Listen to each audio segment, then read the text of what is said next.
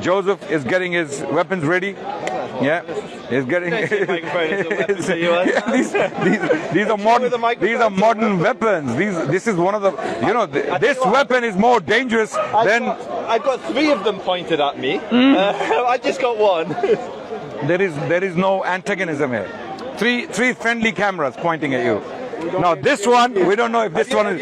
We don't know if this one is a friendly one. I put the full debate up and I put the 1 minute debate up for the shorts. And I'm sure you understand what a short is. Yeah.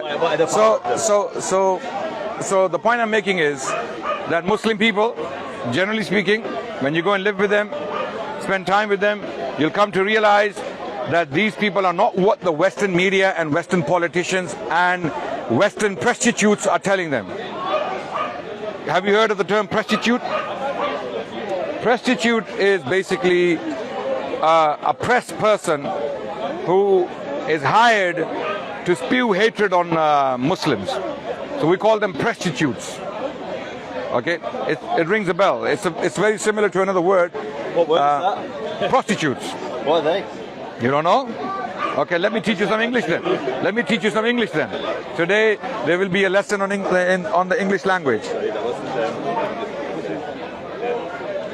He was calling it a weapon though, so maybe it was. So Joseph, you're getting your camera ready. Only I'm getting nervous now, and facing directly at me, and I'm thinking what's going to come my way now. No, you said about Israel. I thought we were talking about Israel. Yeah, okay. Wait, before you get into a big debate about that, yeah. So you would say even if the foundations of Judaism were proven to be false, you would still be Jewish?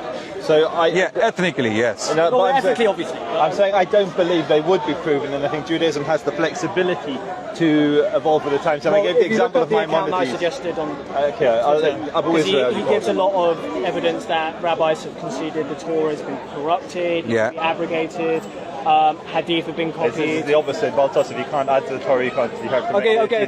But there is. Your Muslim who's telling you this is misrepresenting. No, there is physical evidence. He cites rabbis. He's saying this Jewish rabbis believe the Torah is being corrupted, and that's wrong. And if you've got a Muslim account that's telling you this is what Judaism is, no, but he cites rabbis. I can misrepresent the Quran. I can say that Islam teaches Muslims to strike the neck of the disbelievers. The Torah, the Jewish. He's not like, the Jewish scriptures themselves tell the Jewish people that the scriptures have been corrupted. I don't know about that. No, there is a direct verse in Jeremiah, in the book of Jeremiah, chapter 8, and Jeremiah. In chapter 8, verse 8, is specifically talking about the scribes of the law. They have corrupted the book. I don't know what Joseph has to say on that. Okay, so the book itself is like the Quran. We believe in the Quran, and there would be a verse in the Quran saying Quran has been corrupted. Okay, this Quran you guys are reading is corrupted. To the contrary, the Quran tells us this book will never be corrupted. It will be protected. God will protect it himself, because it is meant to be for eternity. It will last until the day of judgment. And the Quran to this day stands the test of time. It hasn't been corrupted. On the other hand, we have plenty of evidence on the Torah and the rest of the books of the Jewish scripture. They have been corrupted. They've been changed beyond recognition. Right? I don't know what Joseph thinks of this. And no, wait, could I finish? Because I need to go now. And I wonder what Joseph thinks of those prophecies about an Arabian prophet. Okay, being a Jew, I believe Joseph obviously has read those passages. And if those passages... Also, one interesting thing is the historian Bernard Lewis concedes that Jewish theology copies a lot from Islamic theology. Yeah. Hey, he's a Zionist saying that. No, the language. Hebrew language in its current form it's very cool. uses the classical Arabic language to explain many things. Yes. No, like what? I don't know this, so I'm asking. Like what? You don't know this? Reread the Jews of Islam. We talked about this. So you're talking modern Hebrew? I'm talking medieval Hebrew. So medieval Hebrew. The Jewish rabbis in Spain used the Arabic language to decipher many terms they could not explain in the Hebrew language. Rashid does the same, and he uses French because he was based in. No problem. No problem. I have no problem with that. I'm saying. I implore you to reread the Jews of Islam, because it talks about this a lot. It actually has an entire page talking about how Arabic and Hebrew are so interlinked. So Arabic and Hebrew are interlinked. So Joseph has become my fan officially because he is standing behind the camera and filming me repeatedly. The audio. Okay, so I wonder what you think.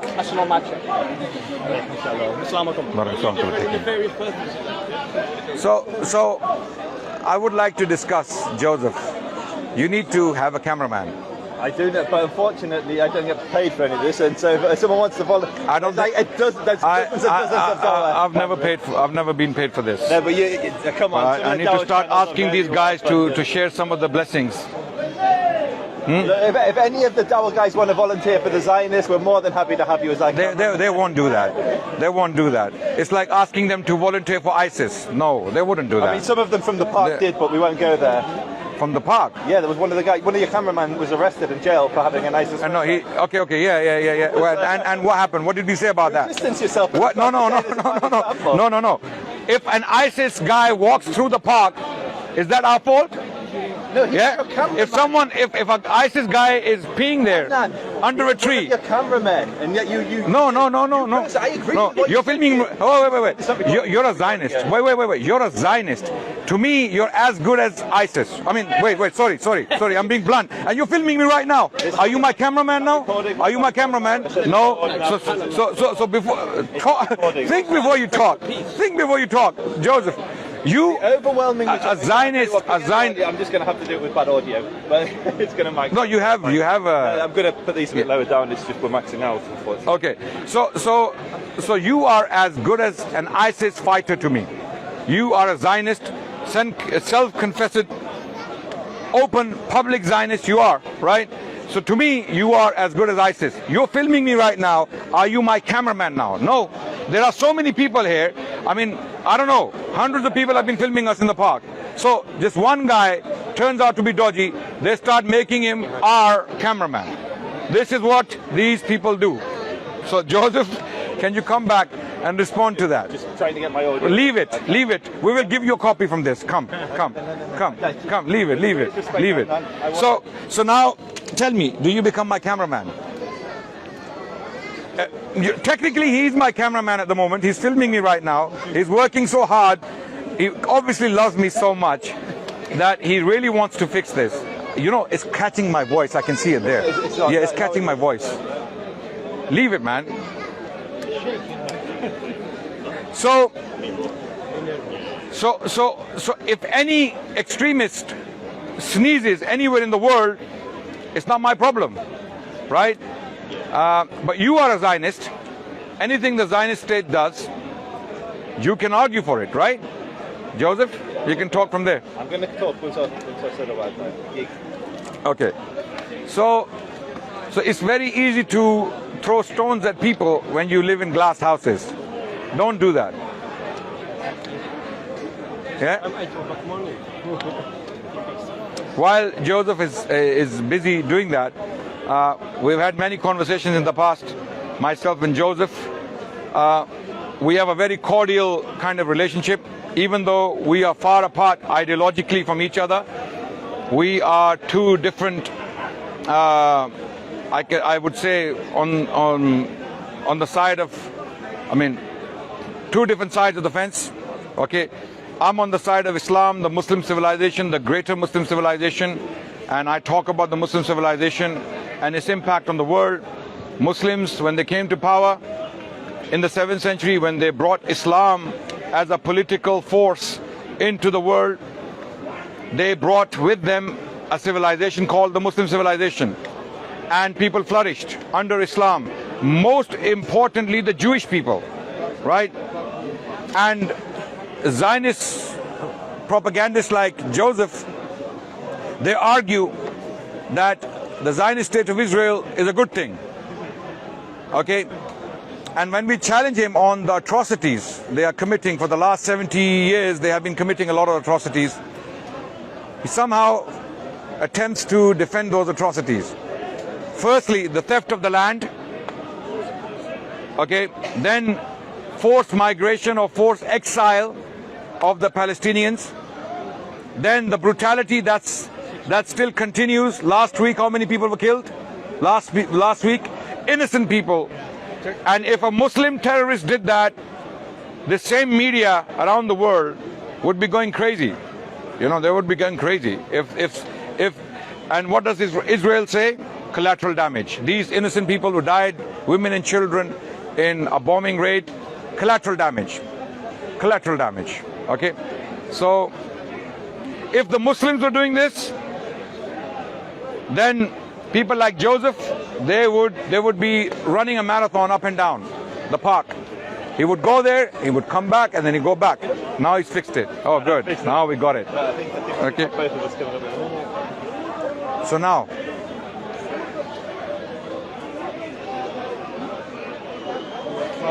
yeah, you're fine. You're fine. Yeah, we can see it. That's whether it's coming into the camera. Yes. Okay, off we go. Okay. Off we go. Being filmed by a Zionist cameraman. Okay, and several. So, let's bring it back to principles. We both know what a Zionist is, but for the audience that don't know, a Zionist is simply anybody that supports the existence of the state of Israel as a Jewish state. So you have Muslim states around the world, you have Christian states around the world. Israel's the Jewish one. If you support the Palestinians and you support an Israeli state and you support a two-state solution, so Palestine and an Israel, then you're a Zionist. The overwhelming majority of British Jews, 82% of them, and the overwhelming majority of Jews in the world are by definition a Zionist. 82% of British Jews see Israel is central to their identity. So when Adnan compares Zionists to ISIS, he's saying anybody that supports that Jewish state is the equivalent to a barbarian that beheads people of a different faith, who enslaves Yazidi girls, who murders and rampages and causes hell on earth. Absolutely. He's comparing all of the I'm standing by what I said. In Israel as well. And this is... You know, Baha'is are in there and they live fine, do you know what I mean? Exactly. Yeah. Arabs, they're literally Muslim party in the Israeli government. There are Arabs that have sent Jewish prime ministers and Jewish presidents to jail. And this clown Hitler had to ISIS? Hitler had Jewish collaborators. Hitler had Jewish collaborators. Now, just because now Hitler... he's calling his fellow Muslims collaborators. Yes. Yeah. Anyone working with the state of Israel to suppress, oppress and abuse Palestinians is a collaborator. Can I put it in any simpler words? Can I? This is the simplest language I can use, right? So, coming back to the issue of Zionism, okay? It doesn't matter how many people agree with it. It makes no difference. Germany under Hitler was a Nazi Germany. The majority of Germans were with Hitler. Hitler was the most popular leader. How did he become the most popular leader? Through propaganda, through his charisma, through his practice of speeches. You know, Hitler actually would go and practice speeches. He would practice oratory. I believe Hitler, as evil, as barbaric, as whatever as he was one of the best orators of the 20th century. Okay, his oratory was very powerful. His public speaking skills were very powerful. He used them for evil ends. He used them to massacre innocent Jewish people. Okay, now just because Germans had become Nazis predominantly, do we now say all the Germans are following Hitler, so therefore to accept Nazism becomes acceptable just because 80-90% of the Germans are behind Hitler? Firstly, I don't accept what Joseph says that most British Jews are Zionists. I don't accept that. I don't accept that, right? But even if that was the case, let's say 80% of the Jewish people living in Britain were Zionists. Does that render Zionism valid? Does that make Zionism a good force in the world? Does that make Zionism an acceptable ideology? Absolutely not. So don't play this numbers game with us. Let's get to the crux of it. What is Zionism? It came about in the late 19th century. A bunch of secular Jewish journalists and intellectuals and tycoons and bankers, they came together and they came up with this ideology. The Jewish rabbis had nothing to do with it, to my knowledge. They had nothing to do with it. Okay, to this day, many Jewish Orthodox groups are against Zionism, openly, publicly, right? So when you try to play this game, equate Zionism with anti-Zionism with anti-Semitism, if that's the game you're trying to play, don't try. Adnan, it's not going to work. Stop putting words in my mouth. Just like we can't. Did I ever once, in anything I just say, talk about anti-Semitism and anti-Zionism? You have accused me of anti-Semitism. For when you were anti-Semitic? Yeah. No, when? Yeah, let's just deal, Adnan. Let's go back to that question if you want. Adnan, let's stick on topic instead of what always happens. You leapfrog all over the place like Skippy the kangaroo. Let's stay on subject. The subject at the moment is ISIS and Zionism. Yeah. So let's list the atrocities. And interestingly, let's do it. As an example of one of the most barbaric examples of an ideology, he goes to an Islamic ideology. That's interesting that you chose. It's not an Islamic ideology. They literally base their. You may be through false interpretation. So do the Zionists. But it's on. So do the Zionists. You literally said the they call it Zionists the Jewish. secular. They call it a Jewish state. Okay, Adnan, I didn't interrupt you. Yeah. And you spoke for about 5 to 10 minutes. We're going to keep it civil. Yes. Good. We're going to have a conversation. Anybody who's ever met a Jew outside of Speaker's Corner will understand that the likelihood is that they have some form of connection to Israel. Whether they have family there, whether it's a religious reason. Like many Muslims have connection with Iraq and Syria. Adnan, can you keep quiet for 2 seconds? Yeah. I stood politely and listened to you insult me throughout your diatribe. I apologize. Please, extend. Let's keep it short. Both sides. Keep it short. You just spoke for 15 minutes, mate. No, I didn't speak for 15 minutes. I mean, people will time it. People will time it, and then they'll come back to you. I didn't speak for 15 minutes, maybe 3 minutes. But continue. You finish your point, and I'm going to come back and we'll go like that. We're going to go through a few examples of why Jews are Zionists. The overwhelming majority of religious Jews support the existence of Israel today. In the UK, you have small groups like Neturei Karta. There's like 8 families in the UK. Satmar in America, slightly larger Hasidic sect, but most Orthodox Jews support Israel. Most religious Jews support Israel. And the reason they do that, many support Israel, many support two-state solution of areas. But let me continue. Joseph will expose his own inconsistencies. When the Jew talks, they tried to silence them. When the Muslim brother speaks, no one interrupts. Did anyone interrupt you from the audience? No. Did people interrupt me? Did people interrupt me? Yes. So, audience, I don't interrupt him, you don't interrupt him. Give me the same courtesy. So Jews pray 3 times a day to return and rebuild Jerusalem. The end of Jewish festivals, we'll say next year in Jerusalem. When we eat bread, we pray about Israel. Like literally, the entire Jewish religion revolves around Jews being in Israel.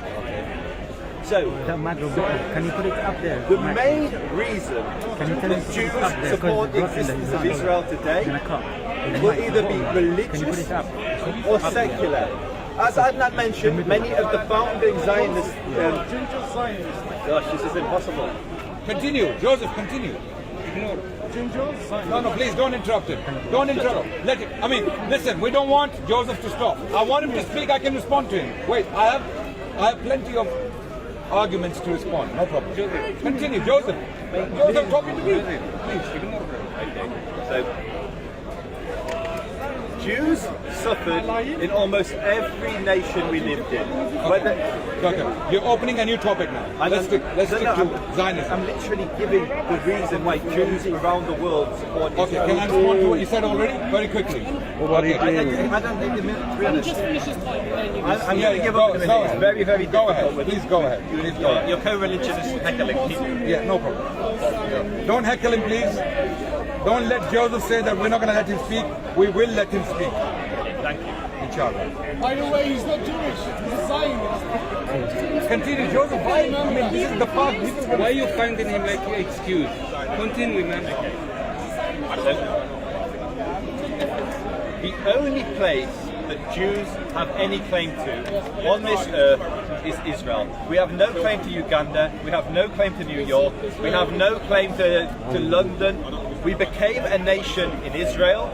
We existed as a state for almost 1,500 years. We are indigenous to that land. Now, most Jews believe because of the persecution that we face, we can no longer live outside of Israel.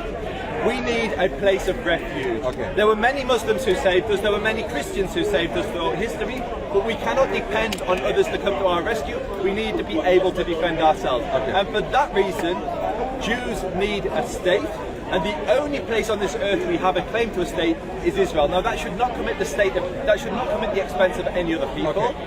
Can I respond? Please. We have no problem with the Jewish people living in security. Under security. I mean, when I say insecurity, it sounds like insecurity, right? So under security. We want the Jewish people to be secure. When I say we, I talk for the Muslim civilization. Okay? You can call me a self-appointed spokesperson, no problem. I have no problem with that. But I will try to give you the evidence why I believe so.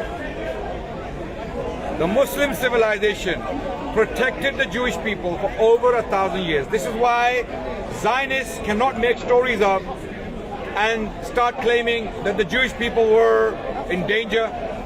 They were being brutalized around the world. Therefore, we came and we drove out the Palestinians from their homes. We occupied the land forcefully and started killing their women and children and men and elderly. And because we were being oppressed, we were being driven out from everywhere, we're going to do the same to another people. We're going to go and take all that land. Okay, this logic is the Zionist logic. That's why it's evil. That's why it cannot be supported and celebrated.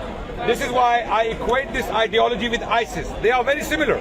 Zionists and ISIS are very similar. The only difference is the Zionists are very organized. They have a state, they have Western backing, they have very powerful weapons. ISIS doesn't have that. ISIS doesn't have that, right? ISIS doesn't have the channels. ISIS doesn't have the, wait.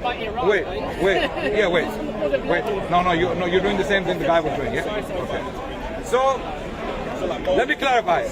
We, as Muslims, or the Muslim civilization, never had a problem with the Jewish people. As a whole, as a community, as an entity. For over 1,000 years, the Jewish people lived in Muslim lands.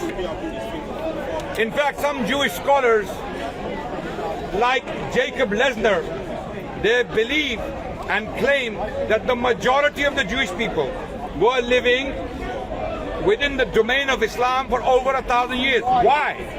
Why is the question? Because they were protected. They were celebrated. They became very prosperous. They worked on their religion. They were conducting business. They were physicians, scientists, philosophers, poets. And they were the top brass of the Muslim community. In fact, some of them were prime ministers to Muslim sultans. One of them was in Spain, Hazda ibn Shaprut, albeit an exception, no doubt. An exception. But we had examples like that. So when we had Jewish people living with us, what changed in the 1940s all of a sudden?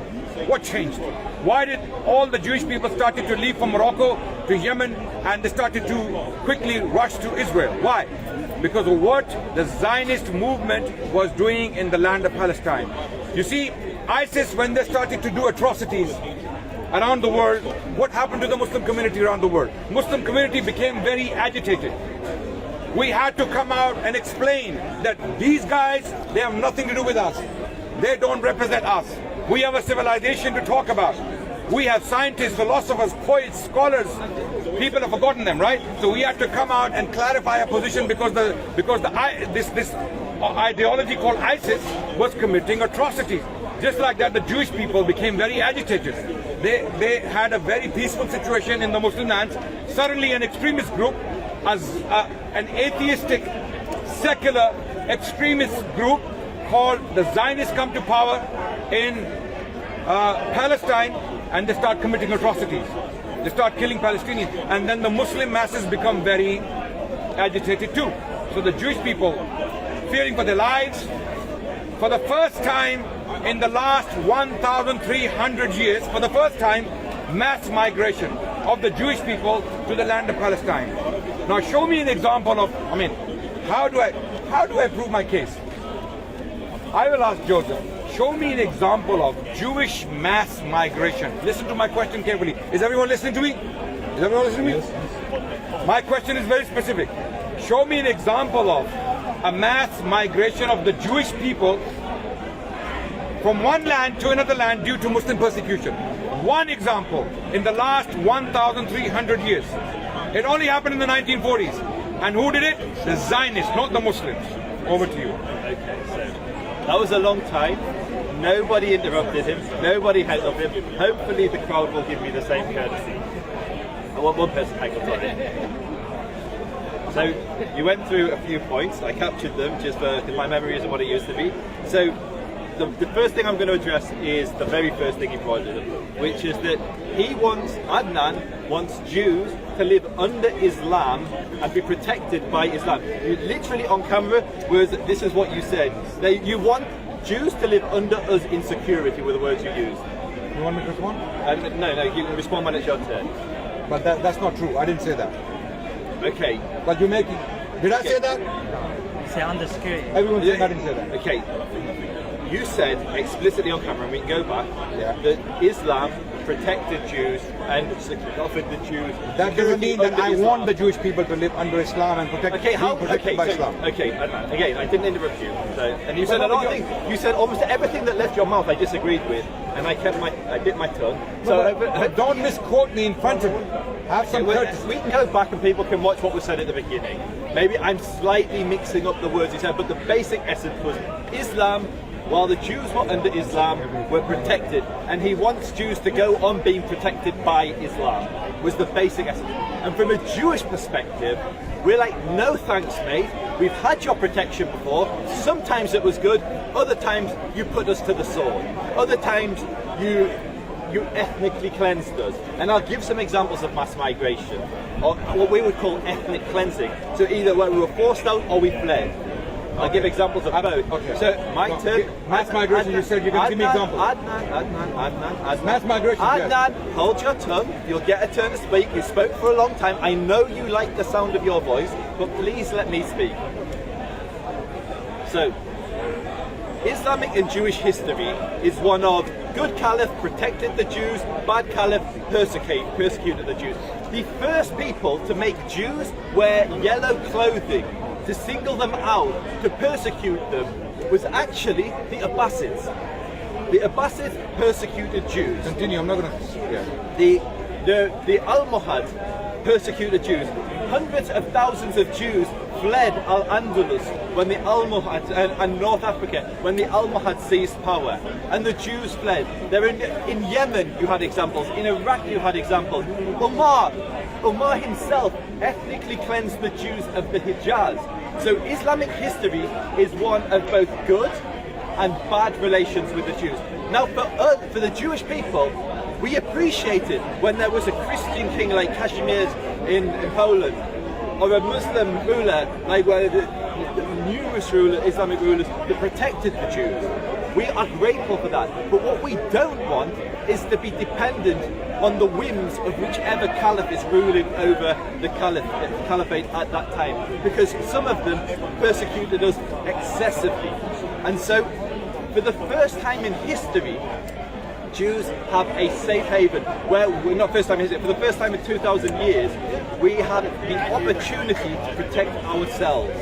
So historically, if we were persecuted by Muslims, we'd have to either flee to Muslim or Christian countries. Today, we can flee to the Jewish country. And I have complete faith that my brothers in Israel are more likely to protect me than Adnan's brothers in whichever Muslim state we're talking about. Okay. And so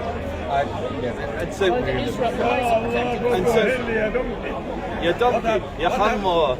I'm about to speak. I'm about to speak. Why you asking? You stop it. Okay, I'm about to speak. This liar. Okay, it's finished now. Can I speak? Only la ilaha illallah Muhammad Rasulullah. Okay, thank you. So now my response. Joseph. Go to hell. If I go there, Please. I'll see your dentist. Ignore. Okay. So Joseph, he made many points. What Joseph does in almost every single discussion. We call it, in debating terms, we call it machine gun tactics. Okay? What happens is you basically empty a magazine. You empty a magazine on your opponent and expect him to respond to you in 3 minutes with all those bullets he has fired. That's why I'm very meticulous in debates. I like to address topics one by one, systematically. Each and every single point he raised can be shredded, dismantled, conclusively. For example, I'll give you a few examples he mentioned. Al-Mohads. Why do I believe people like Joseph are spin doctors and they are not sincere? He's disingenuous. I'm saying that to his face. I'm saying that to your face. He's because he knows the response. What is the response? Al-Mohads, I will tell you, definitely persecuted Muslims, Christians, and Jews. They did not single out the Jewish people. Al-Mohads, when they came to power in Spain in the 12th century CE, they persecuted all people in Spain. They went for everyone, right? So what happens? Jewish people, some of them, they start to leave. Now, Joseph tells you half the story, and even that half, partially, not the complete half. Partially, even that half is partial. He focuses on the Jewish people, right? Now, this is why it's so important to know your history, my brothers and sisters, right? So Almohads, they persecute almost everyone. They are an extremist group. They are being called so in our history. The Muslim historians are writing, these people had lost the plot. They had lost the plot. Just like Muslim scholars today in the world are saying ISIS have lost the plot. They don't represent us. They are your product. They are a product of your war you waged on Iraq, and they are a reaction to your. They have more in common with you, those who are fighting ISIS, than us, the Muslim community around the world, from Morocco to Bangladesh. So what happened with Almohads? They come in, they persecute some Jewish people. The Jewish people they are persecuting, they leave. He's right, they leave. Now when they leave, where do they go? Where do they go? Guess where do they go? No. Where do they go? Who knows? Morocco was... South Africa. Morocco was Algeria, under Almohads. Algeria. They went to Egypt. They went to Egypt. Now, who was ruling Egypt? Salahuddin. Thank you. Joseph, amazing. Wait. He knows the truth. Now, amazingly, he knows. He knows the truth. But doesn't mention it. This is what I call CNN, Fox News, NBC put together in one man. Okay? Right? So they deliberately hide this information because it's going to... So, what happens to these Jewish people? One of them is their famous rabbi, Musa bin Maimonides. He's one of those Spanish Jews who found refuge in Egypt. Why didn't these Jews go to the north, to the Christian states? No, they did not. They did not. You don't know. They got banished. They got banished from the English king, Edward I, banished the entire Jewish community. So did the French king, Philip, later on. They drove all the Jewish people. Where did they go? Where did they go? They went to the Muslim lands, right? Now. So what people like Joseph do? Okay, and then what happens to Maimonides and people like him in Egypt? Are they given the brooms and the brushes to go and clean the streets?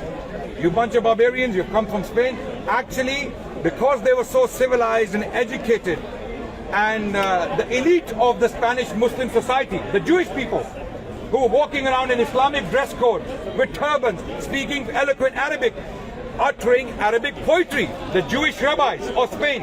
What happens to them in Egypt? They are given high posts.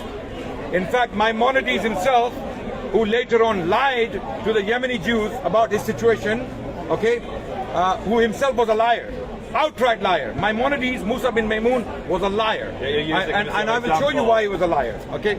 There are many, that's another topic in itself. Adnan, they can all watch the debate where I absolutely humiliated you on that part. Like you are today, no problem. Okay, so Maimonides, he went to Egypt and he becomes what? The physician of the Sultan, the brother of Salahuddin. He becomes his private personal physician. What kind of persecution is this? It's like some Muslims leave Iraq, okay, as refugees. They come to Britain. and then Boris Johnson takes one of them as his private physician. We haven't seen that happen to date.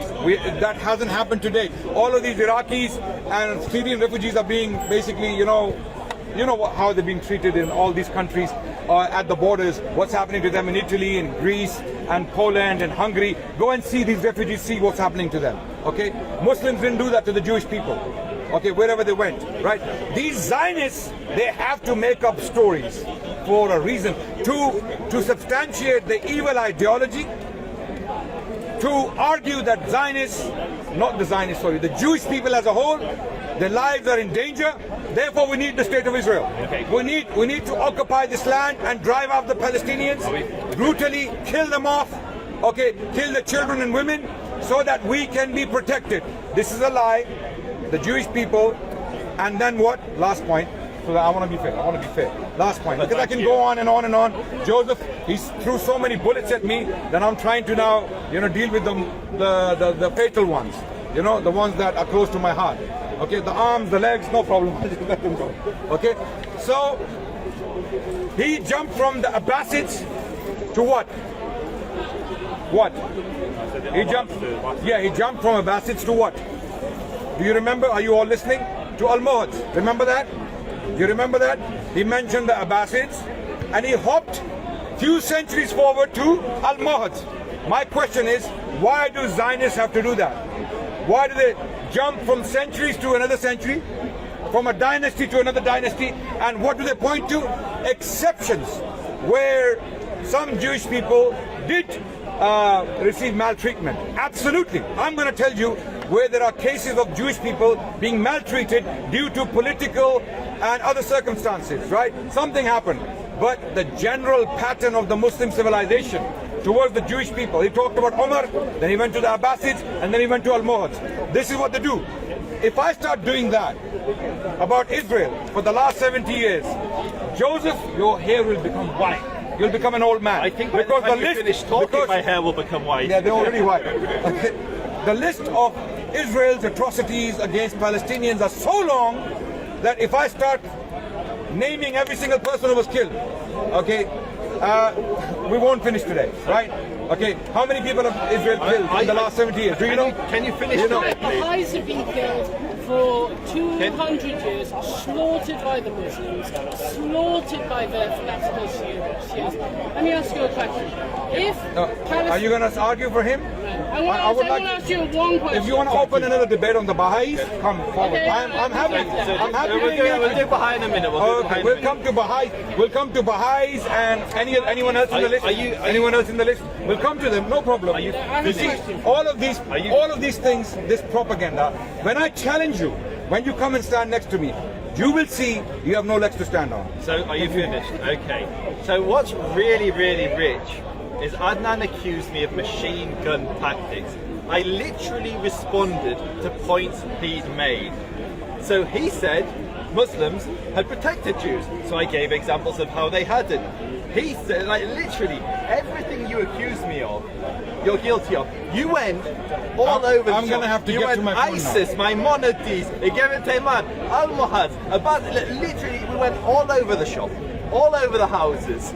Now you're in for it, Joseph. And so what I want to do... Now you've done it. So just for people's reference, he raised Maimonides. And we've had... The reason I laughed at when he raised Maimonides, the reason I laughed at when he mentioned Maimonides, he gave Maimonides as an example of somebody who experienced the benevolence of the Ummah, of the Muslims, who experienced the kindness and the protection of the Muslims. When Maimonides is speaking to his own people in the Igeret Tayman, in a letter to the Yemenite Jews, the Jews of Yemen, he explicitly states that no people have persecuted us as much as this nation. No people. He also said that I misrepresented history, and that when Jews fled Muslims in Spain, that they fled to other Muslims. I explicitly stated when Jews had no state of their own, when they were persecuted, they had to flee to Christian or Muslim states. It's all on camera. Now, when they... No, you can't. You can wait your turn, sir, and then I can talk to you. But I'm talking to Mr. Rashid at the moment. That's the point you're talking about. I know, but no one interrupted here, except my dear brother here.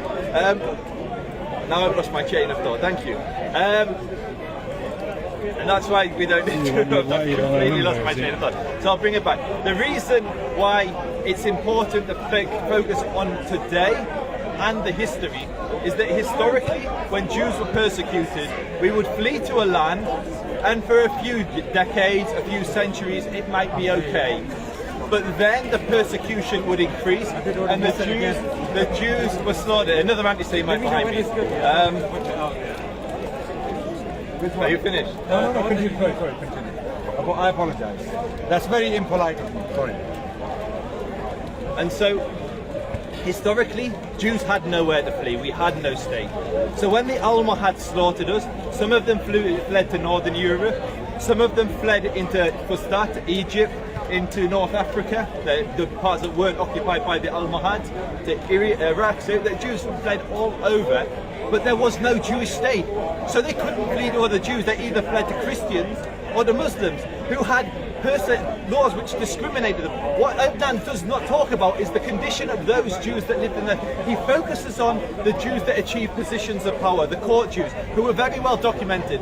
And the ulema were outraged that these Jews held positions of influence, and they regularly went up against the different caliphs and rebuked them and scolded them for having Jews in positions of authority. But the reason the Jews were in those authorities is exactly for the reason Adnan said.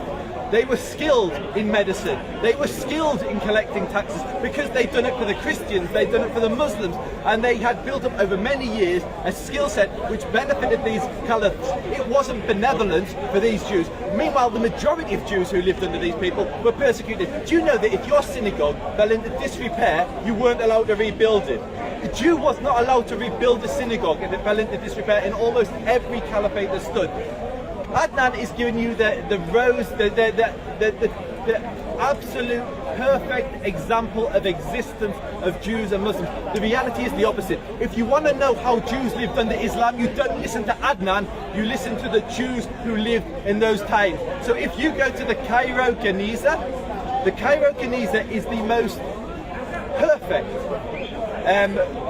record of what it was like to live as a Jew in these times. Okay. Effectively, every letter, every book, anything that was written was preserved and put in this archive, and it was found in the 19th century, opened up, and we can read from Jews what it was like to live under Islam, and they don't paint the same picture as Adnan. They talk about the persecution, the tax has been so high. Too many topics, Joseph, too many topics. Okay, let's go back to Israel and ISIS then. No. Have you noticed, the minute I start talking, the minute I start defending my case, he tries to shut it down. I'm saying that Jews were persecuted under Islam. He's saying they're not. When I give evidence of this, he says too many topics. Okay, to be fair, because Joseph is by... Wait, sorry, ma'am, you were not speaking when he was talking. Ma'am, you were not speaking when he was talking. I know you are upset. There's a Jewish lady from a Muslim country who's upset, and he's shutting her down. Okay, wait. We can speak to each other. Can I speak?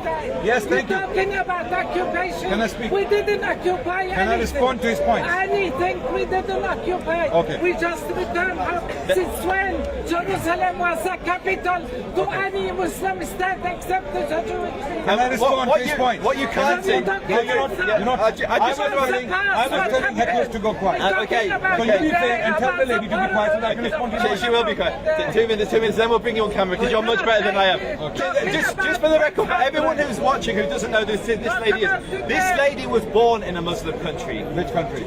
I don't know if she'd like me to say. She speaks perfect Arabic. Why not? She's in the UK. Okay, yeah, she fled persecution in Islam, from Islam. When? I want to know. If you want to discuss this lady specifically, we can bring her over, start discussing her. Okay. And then we will see why her family had to flee a Muslim country and when. What happened? What happened? Okay. Can I respond? Can you tell the lady to be silent so that I can respond to your point? Do you want me to respond? Yes, I do. Yes, so can you ask her to be silent? Like I was telling the Muslims to be quiet. Okay, I'll just finish my point. And then we get on to yours. So no, you're not going to make any more points because I need to respond to everything you said. Okay, Maimonides. He mentioned Maimonides. Firstly, a lot of the Jewish migrants to Israel, for the last 70 years, they have been brainwashed systematically by the state into hating Islam, Muslims, and the Muslim civilization. You know, if you go to the just like the Shia people, from a very young age, they are conditioned to hate the companions of the Prophet Muhammad sallallahu alaihi wasallam. Okay, there are many examples I can give. Okay, when you condition children from a very young age, it's very difficult to get them to realize otherwise. Okay, my job here is, as hard as it is to clarify what the reality is. Joseph, people like him, I have no respect for him, even though I treat him respectfully, but I'm making him that's not very respectful. No, because I believe he's actually... Wait, brother, I'm not attacking him, am I? I know, I'm not but he's talking about respect and love. I don't respect propagandists and liars and disingenuous people. I don't like disingenuous people. I don't like disingenuous people. So let me clarify. Now you're attacking me from the sides, don't do that. So Maimonides, Joseph, are you worried about what I'm going to say? Then be silent, please. Respectfully, please be silent. Okay. Maimonides. Joseph started with Maimonides. He wrote a letter to the Yemeni Jews. Not me. You mentioned it. You mentioned Maimonides, not me. You brought him up. Then I responded to you. And then you responded with more. Then you responded with more partial history. And that's why I have to expose you that when you tell history, you and your Zionist brothers, when they tell history partially. Okay? Some have now realized that the world is not sleeping anymore. There are scholars who will expose us, and now they are coming out slowly. They are Zionist scholars, and they are speaking the truth. Bernard Lewis, for example, Zionist, died over 90 years old. Considered to be, please. Primary sources, Adnan. Primary sources. Okay, so why is this happening, Joseph, when I'm speaking? The land of Zion. When I'm speaking, why is this happening? You were very upset. When Muslims were heckling you, you were very upset. So now, just as you expect me to speak to the Muslims, speak to the lady. Okay, so Maimonides was a Jewish rabbi of the topmost status in the Jewish people, among the Jewish people in Spain. And then he migrated to Egypt. He grew up in Egypt. He grew older in Egypt, right? He became the private physician to Sultan. So what happens now this is the full story. What happens? The Jewish people of Yemen write a letter to him. About what? That we are about to become Muslims. Are you listening, everyone? Is everyone listening? This is the context which my friend probably doesn't know, and if he knows, then he didn't tell you, and ask him why he didn't tell you this. Just like the Almohads. He told you the Jewish people were driven out, didn't tell you where they went. And when I told you where they went and gave you an example, he attacked that example, and he said, I mentioned it. And then when he attacked the example, even then, he gave you partial history. He said, Maimonides in a letter painted a very grim picture of his experience under Islam. And he's right. Guess what? He's right. This is why I said earlier, I said Maimonides was a liar of top class. For example, let me give an example. Maimonides, who is he? He is, no, Musa bin Maimun, but who is he serving? Who is he serving? Who is he serving? Wait. Who is he serving in Egypt? Sorry? He is the private physician of the Sultan. Wait. He was the private physician of the Sultan. His private doctor. Now, a private doctor for the Sultan, do you think is that a low position or it's a high position in the state? High or low? High or low? Private physician to the Sultan. You have the ear of the Sultan. You can tell him what you want. You can get him to do what you want, right? Now, Maimonides, when he receives a letter from Yemeni Jews, what are they asking him? Because he's an authority among the Jewish people. They ask him, we are considering converting to Islam. The Jewish community of Yemen. Why? Because these prophecies in the Old Testament, they list them down. Deuteronomy 18:18. Deuteronomy 18. Deuteronomy 33:2. Okay? Then other prophecies in the Old Testament, a list. They present this list to Maimonides and they ask him, oh Rabbi, what is our response to the Muslims on these prophecies? Because they are claiming that Muhammad, their prophet, the Arabian prophet, is foretold in these passages. And we are on the verge of converting to Islam. And some of them are learned Jews in Yemen. So they write to the most learned man in the Jewish world, Maimonides. So what does Maimonides do? In response, now he's a Jewish rabbi, he's the shepherd of the flock. What do you think he's going to do in the letter? Is he going to tell them, go ahead, very well done, go and convert to Islam? Or is he going to dissuade them? Which one is it? Which one is it? If some Muslims come to me, I'm my example, person. I'm no Maimonides, no Imam, no scholar. If they come to me, 10 Muslims here, and they say, you know what, we're having doubts. We want to convert to Christianity. They have shown us how true Christianity is, for example. What am I going to do? As a Muslim da'i, as a Muslim propagandist, let's say, if he wants to call me that, okay? I'll do it for him, right? What do you expect me to do? Tell them, well done, go ahead, baptize yourselves and become Christians. Or I'm going to dissuade them. I'm going to dissuade them. Maimonides, to dissuade this Jewish community of Yemen, he tells them all lies. We suffered under these people. They are the worst people in the world. And when is he writing this? While he is the private physician to the Sultan. He's a private doctor to the Sultan, he's writing this. And then he responds to these passages. All complete spins.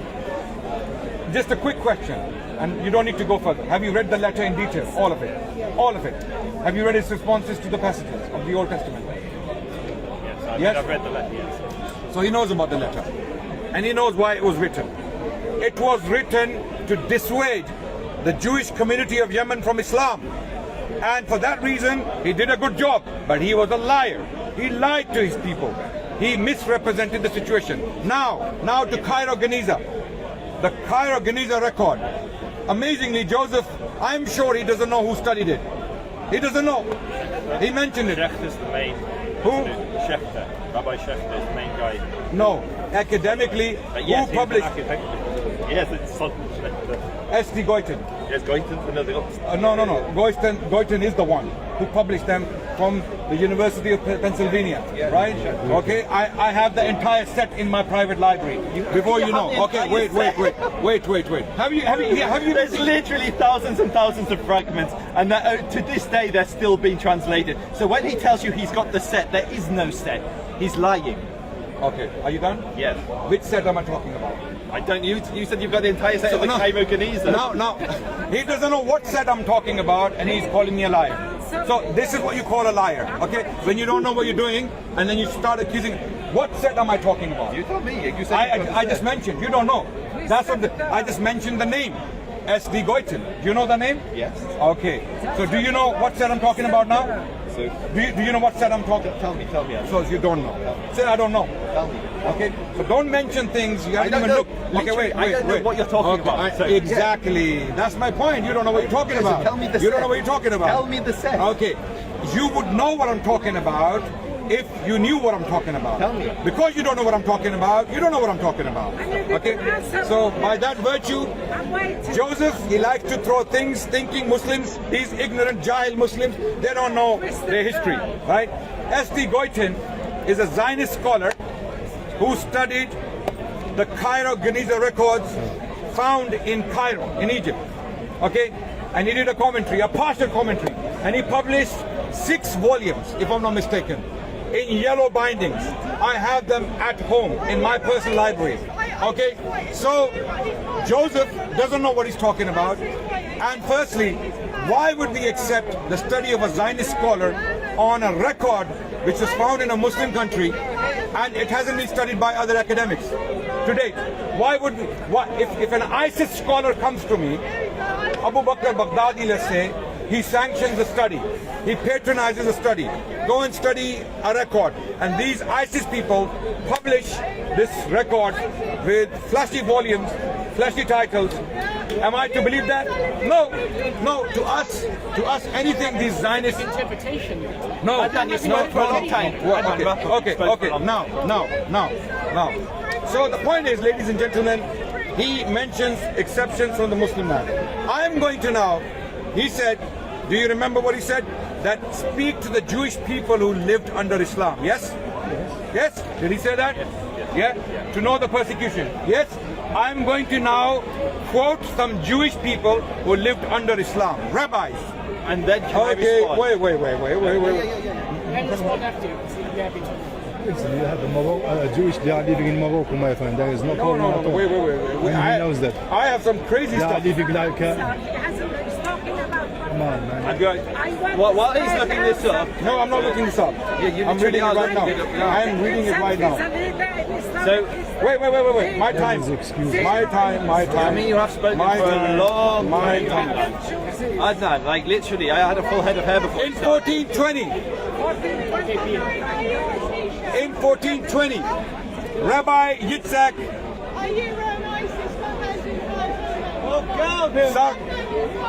Rabbi Yitzhak Safati wrote a letter to his persecuted German brothers from the Ottoman Turkish territory. Listen now. I've never heard of it. He's a rabbi. Go and check. Oh, no. I'm quoting him. He's not a major figure, is he? Wait. Is he a fringe figure? He's a rabbi. He's a random person. He's a from one rabbi. Random He's a person rabbi. from Okay, history. he's a rabbi. I know it's going to hurt you. It's antiseptic. You know what antiseptic is? Antiseptic. Okay, finish what you're saying. What you're going to hear now is going to shock you, not him, because he knows a lot of this stuff. That's why I call him Fox News, NBC, CNN put together. Okay? Rabbi writes to his brothers in Germany who are being persecuted by German authorities, Jewish people, in 1420. He writes, inviting them to join him in prosperous and tolerant Islamic lands. What is it? And I quote, this is what Rabbi wrote, your cries and laments have reached us. We have been told of all the sorrows and persecutions which you suffer in German lands. Listen, my brothers, if you knew even the 10th of what God has blessed us with in this land, you would give heed to no further difficulties. You would embark at once to us. Here the Jew is not compelled. Here the Jew, you don't like it, do you? You don't like it. Do you want to hear it? This is one of your rabbis talking. Yeah. Wait. I'm gonna finish this. Here the Jew is not compelled to wear a yellow hat. You remember yellow clothes and yellow hat? So Joseph, that's why, hence NBC, Fox, CNN put together, right? Either he doesn't know this stuff, and if he knows this stuff, then he's an outclass liar. Okay, here the Jew is not compelled to wear a yellow hat as a badge of shame. You will be free of your enemies. Here you will find peace. Rabbi Yitzhak. Okay, move on. Oh, no. Literally, I was clean shaven at the beginning of the conversation. No, wait. I haven't finished. I'm not We finished. have this debate every time we talk. I'm not finished. I'm not finished. The same I'm not quote. finished. The point is, It's Groundhog Day. I am not finished. Look at this. 3 people attacking me. This lady, this gentleman, and Joseph. They're not allowing me to speak. They will not. They don't like this information. The problem isn't the information. It's not what I'm saying. The problem is in the is because this guy is being exposed. They don't like that. Okay, let me finish. Let me finish. Have the courtesy. One more quote. Allow me my freedom of speech. Allow me my freedom of speech. The Italian rabbi, Obadiah Yare. Who are you even quoting now? To bring the. Who are you quoting? Yeah, of course, Okay. Can I finish? Everything for you is rabbi. I quoted sources in a previous debate with Joseph. I quoted sources in a previous debate with Joseph, and Joseph challenged me on Twitter. Joseph went on a victory parade on Twitter, and he said, Adnan Rashid is quoting sources that don't exist, and he is claiming things that don't exist. So he's a liar on Twitter. Really? He's going to do it now as So well. what happens? He triggers Adnan Rashid, which is myself. So I go on my Twitter, I take all those quotes, and I start posting them. Joseph goes dumbstruck, completely silent, gone. And then when he comes back, he comes up with such lame things that people are actually laughing at him. So what the hell is wrong with you people? Why can't you see black and white and admit it? If someone shows you the sun, why can't? So now I'm going to do the same thing today. Joseph is trying to discredit these sources. I'm quoting rabbis, learned Jewish men living in these lands. So Italian rabbi Obadiah Yare da Bertinoro traveled to Jerusalem in 1486. Wrote a letter to his father telling him about the country and his people. A rabbi traveling through Jerusalem in the 15th century when it's being ruled by who? The Muslims, right? The Jews are not persecuted by the Arabs in these parts. I'm quoting. I have traveled through the country in its length and breadth, and none of them has put an obstacle in my way. They are very kind to me. Wait, they are very kind to me. What's your problem? What's your problem? Why don't you answer me direct? I'm not debating you. I'm not debating you. I'm debating him. Can you tell me? You're debating yourself and you've spoken for an hour. Literally. You've literally spoken for about 20 minutes. Okay, I'm finishing. Listen. Why am I doing this? You're trying to bore it. Literally half the audience. Why are you so triggered? Why are you so triggered? Why are you so triggered? I'm not debating you, am I? Why do I have to respond to you? You're from the crowd. I'm not debating the crowd. I cannot debate all these people. I'm only talking to one person. That's why I request from you that if you want to talk to me, you will definitely be given a chance. We'll talk to you. So let me finish my point, please. Because you're actually. Why are you suppressing my voice? Why do you not want me to speak? Why is it so painful? No, this is painful. He's taking all the time. I'm not going to. You're taking my time. No, mate, when you were being heckled. Literally, I make one point. Ladies and gentlemen, when Joseph was being heckled, he had a problem with it. He came straight to me. Oh, now I start speaking and these Muslims are heckling me. I told those Muslims to stop. You are all witnesses. Yes. Joseph, for some reason, is not talking to the lady. Can you tell her to be quiet?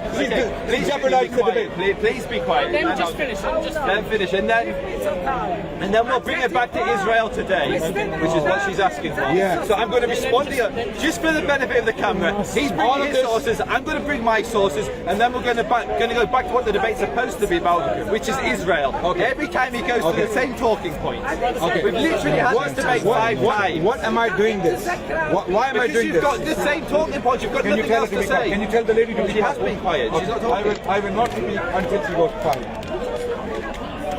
I will not speak. She's not talking. No, she's talking. But she's talking to someone else. No, I can't do this. I can't stop someone talking to someone else. No, you were asking me to do it to Muslims. No, he was talking to me. No, you were asking me to do it to Muslims. Someone was Okay, and when a Jewish lady screaming at me, the guy was asking me for a fight on screen. Okay, Slightly different than someone talking to someone else over there. Zionists cannot suppress our voices. Literally, no one is suppressing your voice. You haven't shut up, mate. Okay. So now, coming back to why am I reading these quotes? Who is going to tell me why am I reading these quotes? Because Joseph himself, during his time, said, let's go to the Jewish people and talk to them. Ask them how they lived under Islam and what they felt about it. I'm responding directly to one of the points he raised, which is a fair point. So here a Jewish rabbi is saying that they are very kind to strangers. Particularly, brother, take the lady away. Take the lady away, please, and talk to brother. I'm trying to read. Sorry. This lady she's been trying to disrupt the debate for a long time. So don't speak, don't engage with her, please. Don't engage with her. The way they are very kind to strangers, particularly to anyone who does not know the language. And if they see many Jews together, they are not annoyed by it. In my opinion, an intelligent man versed in political science might easily raise himself to be a chief of the Jews as well as of the Arabs among them. Okay, you stop there. No, one more. Literally, Adnan, come on, mate. One more. I haven't spoke for half an hour, mate. One more. Is this the Adnan show or is it a debate? Are we debating or are you talking to yourself? Just finishing right now. One more quote. This is ridiculous. No, wait.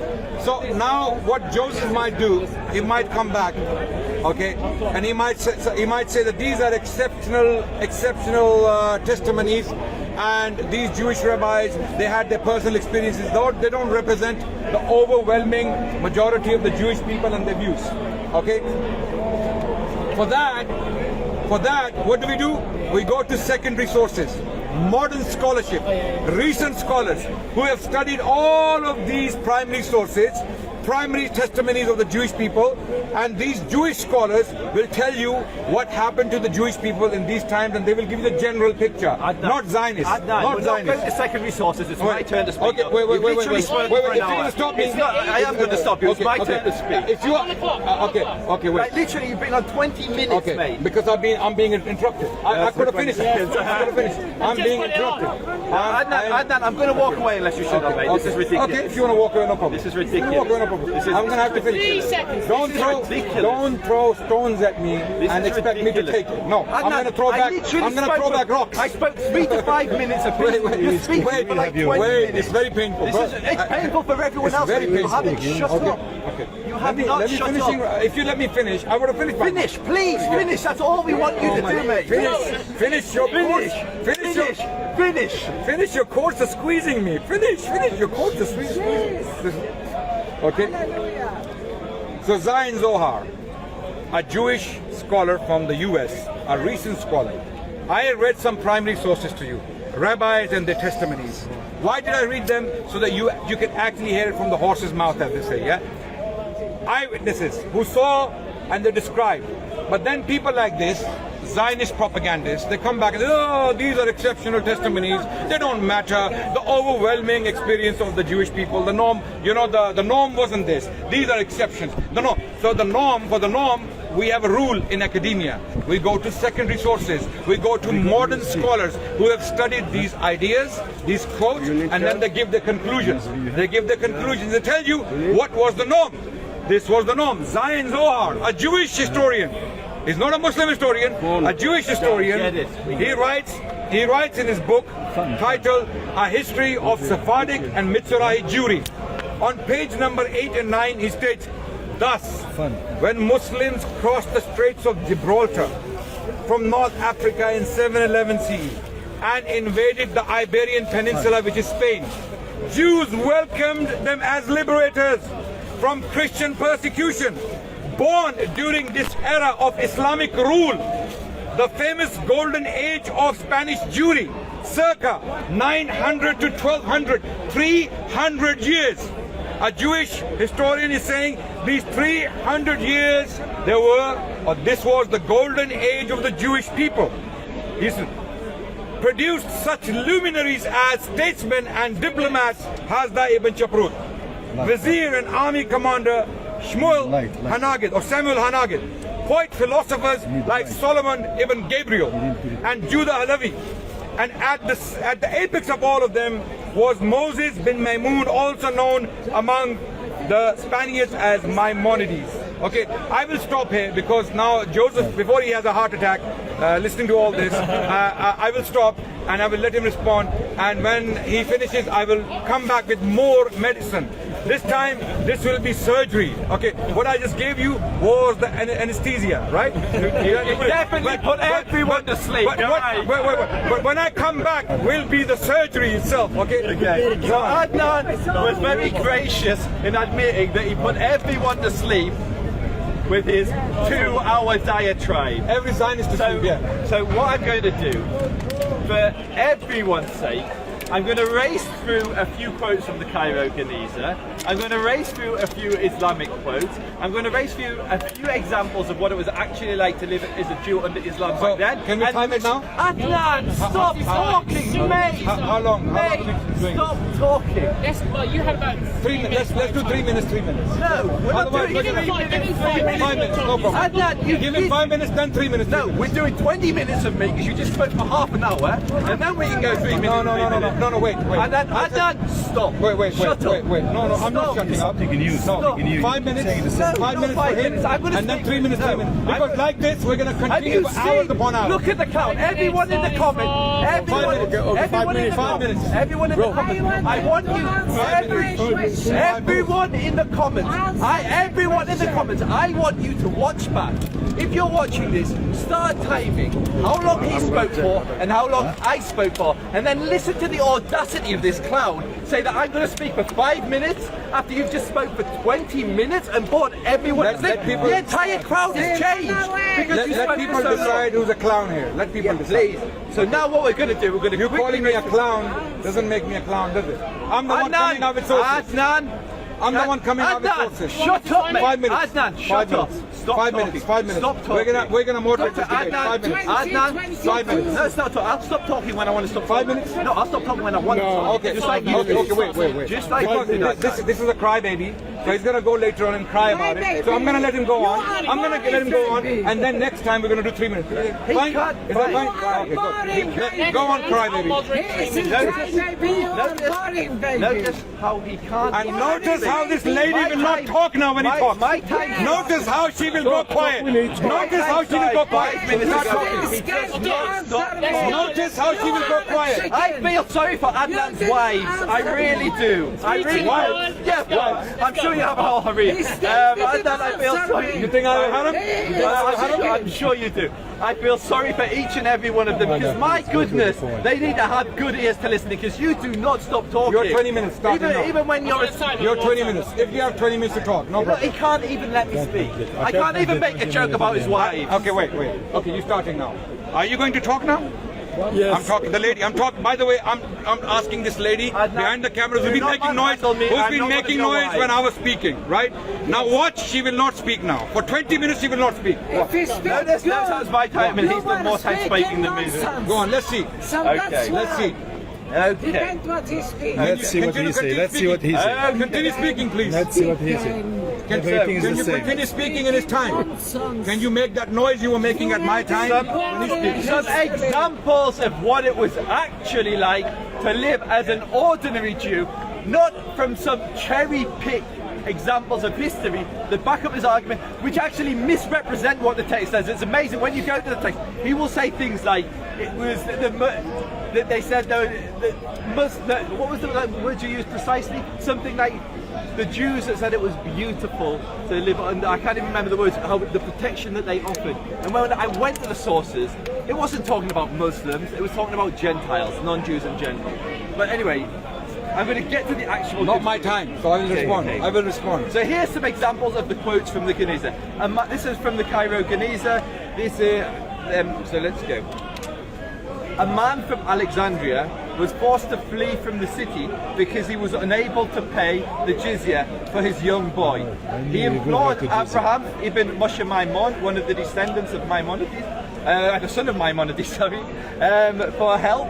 Joseph. Adnan, let me speak. Sorry. I have a question. I have a quick question. No. Why is she not speaking now? Adnan, behave You're speaking yourself. Now. Behave Stop yourself. touching me, Adnan. I'm not your wife. Stop manhandling me. It's halal for Muslim men to touch other human beings. I don't like it when you stroke my arm. I don't like it. Mommy will smack you soon. I'm going to touch you with a cold bottle. With your miswak. A man from Alexandria was forced to flee from the city because he was unable to pay the jizya for his young boy. He implored Abraham ibn Moshe Maimonides' son, for help, stating that he had been unsuccessful in obtaining any work, although he was willing to work for only 1 silver dirham daily as a wage. So a man was forced to flee because he couldn't pay the tax. One man. Umar II forbade the dhimma to enter a bathhouse on Friday.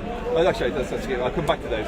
15,000 gold coins, and this is so charging the community in Jerusalem, I believe. 15,000 gold coins until some 6,000 fell on the Jews of Jerusalem, and we gave them 2,500 gold coins until we were out of everything we had.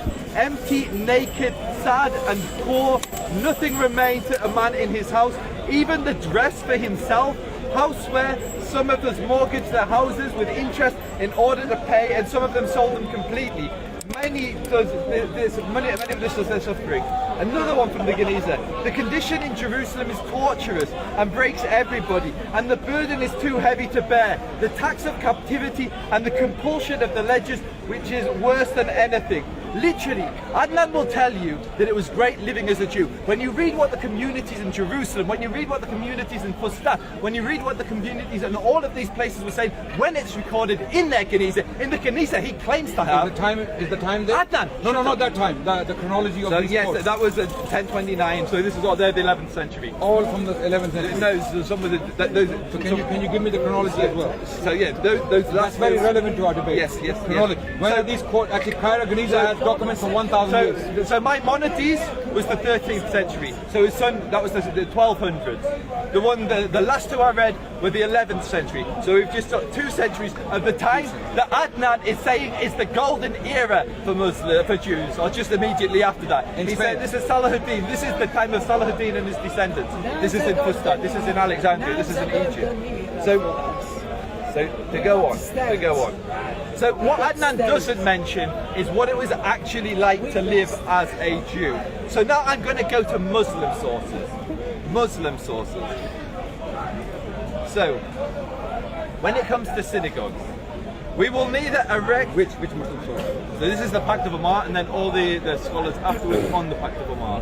And what was the Tabari in various places, various people. Okay, well, Adnan, no. I didn't interrupt you. You asked me about the rabbis. Remember when I was Yes, that's who it was. I think you it was. Yeah. I'm asking you to likewise. interject. I'm not stopping you. Okay. I'm not interjecting. I'm asking for you to clarify. Okay, I will. This is the pact. This is the Pact of Omar, and then we'll go to Which is a forgery.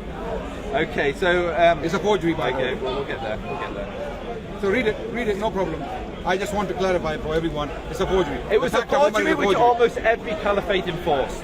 So Adnan today, in Speaker's Corner, is saying it's a forgery, yet almost every caliphate, You're going to have to prove that. You're going to have to prove that every caliphate. I said every E-V-E-R-Y with capitals. Every caliphate enforced it. Adnan! Now you're going to have to show us how. Adnan! I'm waiting.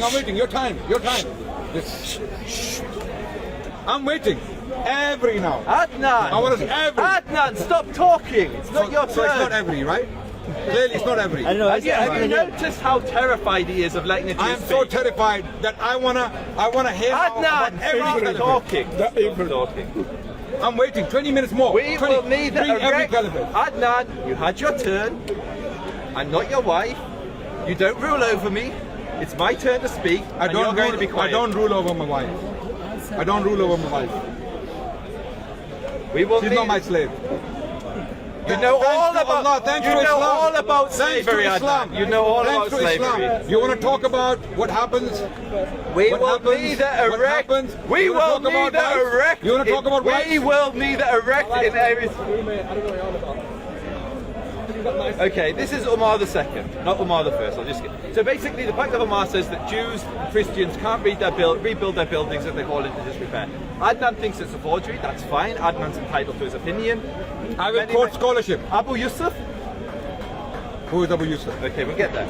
I know who he is. I know you know who he is. So you tell me who's Abu Yusuf. I told you Maimonides, right? I told you Maimonides. I quote the source and I give you an introduction. Who is Abu Yusuf? Every Who is Abu Yusuf? This is Fox News, NBC, and CNN put together. Read it on Google. Adnan, let me Abu Yusuf. Adnan, let me speak. Have you Abu noticed? Yusuf. Notice how he spoke for an hour and I didn't interrupt him. Every time I make a comment, he heckles. He talks. Adnan, let me speak.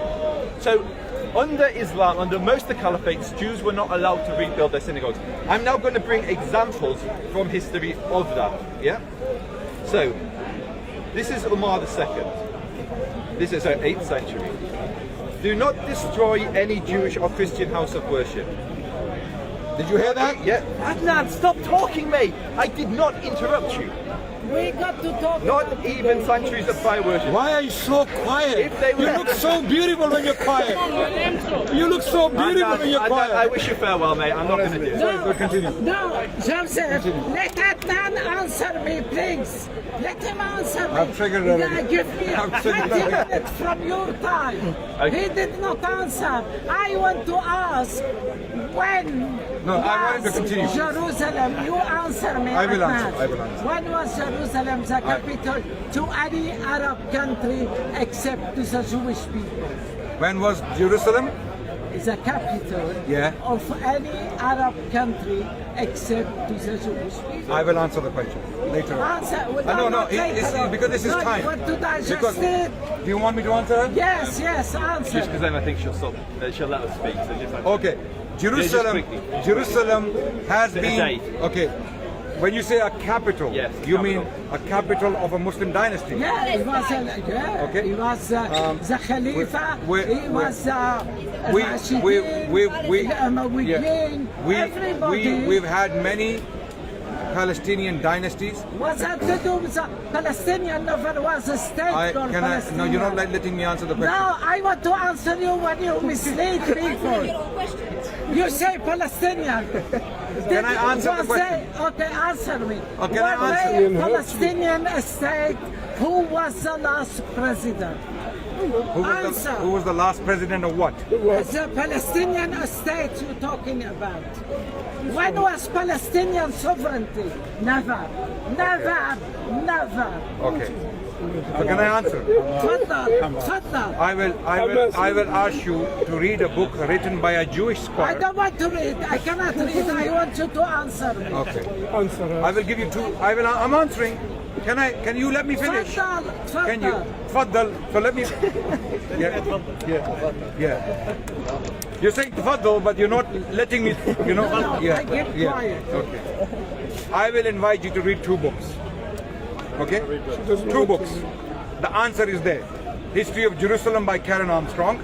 Let me finish. Karen Armstrong, History of Jerusalem, and another by a Jewish scholar, History of Palestine by a Jewish scholar. Okay, it's published by Cambridge University Press, and it covers the entire Islamic period. Okay, you will see the importance Palestine Have in you general. read those books? If you Of read course. them, Please. please enlighten me. Okay, please. Please enlighten me about the last president of Palestine, so-called Palestine. Answer. I don't accept this leadership to be proper leadership Why? of the Palestinians. Yeah. You don't accept. Yeah, they're not sincere with the people. Continue. Okay. So Okay. back No, then- let me finish as well. I haven't finished because I like to speak. I want you to enlighten me. You read Oxford. You want to be enlightened? What? You want to be enlightened? No, I know a lot of things. Bring her. But do you want me to enlighten you? Then you have to let me enlighten you. No, I don't want you to. shut I up want and to let him listen. answer. No, don't be rude. I want you to answer She's elderly. my question. We have to respect Are her. you talking about us occupier? When he was the Muslim, come from Al What is your Jazeera, name? you Can you shut up occupied and the let him Middle East. answer? You called it Futuhat. Your occupation You're right. Futuhat. You're We right. return to our land. are الذي very كتب rude. الله You are لنا. almost- ادخلوا الأرض الذي كتب الله لكم. Okay, no problem. It's ours. Okay. So don't talk Who are about you? Just Zionism. piece of shit. It's ours. Okay, no problem. Thank you. I will let you speak now. You've said what you wanted to. Thank you. Thank you. Tfaddal. Now, Let him answer. over to you, Joseph. Your 30, 40 minutes. Go on. The timer has gone.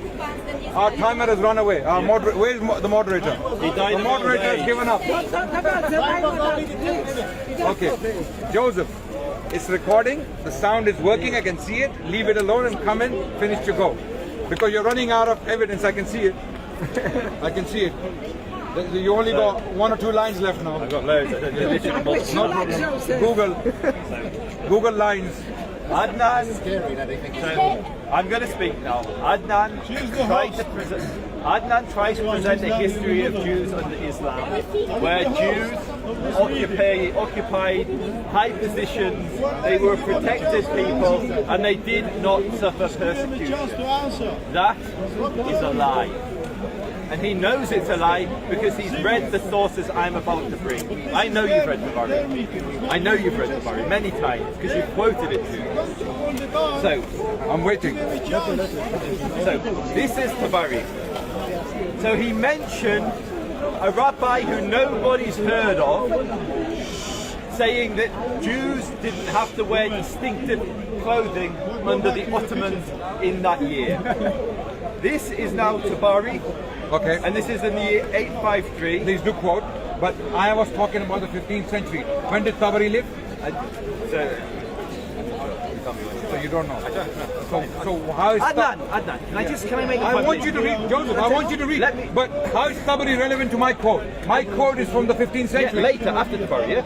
Much later. How many years? I'd imagine maybe 15th century, 400, 600 years? More than that. More, 700 years. More than that. So 700, so, yeah. So Tabari would have been 800. Tabari was alive in the 10th century. Tabari was alive in the 10th century. And we're talking 500 years difference. So you're making something relevant. You said it was the 15th century. Yeah. 500 years. Between Tabari and the court. Yeah, between Tabari and the court I read. 15 means 1400s. Yeah. Okay. So 400 years, fine. In this year, Al-Mutawakkil ordered, this is the year 853, that the dhimmis affix 2 yellow sleeves to their outer clothes. So one of the first people to make Jews wear distinctive clothing wasn't the Nazis with the yellow star, it was the Abbasids with the yellow sleeve. And this is still Tabari, and this is now the year 853. In this year, the same Caliph Al-Mutawakkil ordered that churches and synagogues newly built under Islam be destroyed. So the Caliph declared that Jewish synagogues should be destroyed. This is in the year 1419. Sorry, 8543, sorry. 853, sorry, still Tabari, so not 14. The page is 1419, sorry. He ordered that they restrict them so that Jews restrict their mounts to mules and donkeys and avoid riding pack horses. So under the Abbasids, Jews weren't even allowed to ride horses. They had to humble themselves and ride donkeys.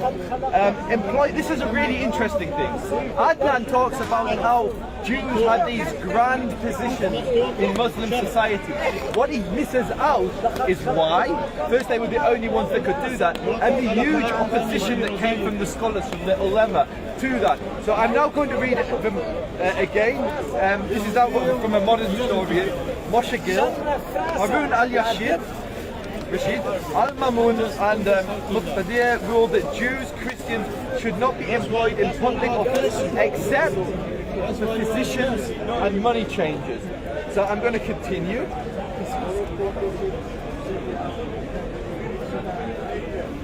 So,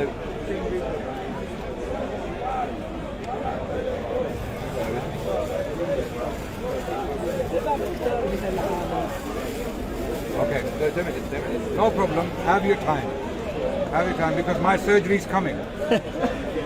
Before the effects of anesthesia fade away, I want to do my surgery before you wake up. Ibn Hubayra, who was the vizier to I actually really love this one. This is really, really interesting. He loves this one. All agree that no new synagogues or churches should be built in Islamic countries. In cities either open or fortified. Opinion is divided over whether it's permissible to build a new house of worship near the city. Please. You're disturbing the debate, brother. Malik, Shafi and Hanbali have said that it's too forbidden, but Hanafi said that if the place is near the city, You don't know what these things are? yes, that there's a full madhab. Okay. What is the name? So I just said Mali, Hanafi, Mali. No, wait. Don't look. Tell me which four schools. What are the names of four schools? What is this? You don't know. Okay, can you let the camera see what you're reading from? Let them see. It's a bunch of quotes that I put together in Excel. Yeah, it's a bunch of lines without context. Joseph does not have a clue. What he has done, he has collected this information. Adnan, stop talking. You asked me what they were. I said they're the four madhab, yeah? And I said there's consensus amongst them. Continue, that Joseph. a Jew, I don't need your permission, Adnan, that a Jew cannot build their house of worship and cannot build a new house of worship under Islam. So what Adnan wants to do, he wants to present a history where Jews and Muslims are equal.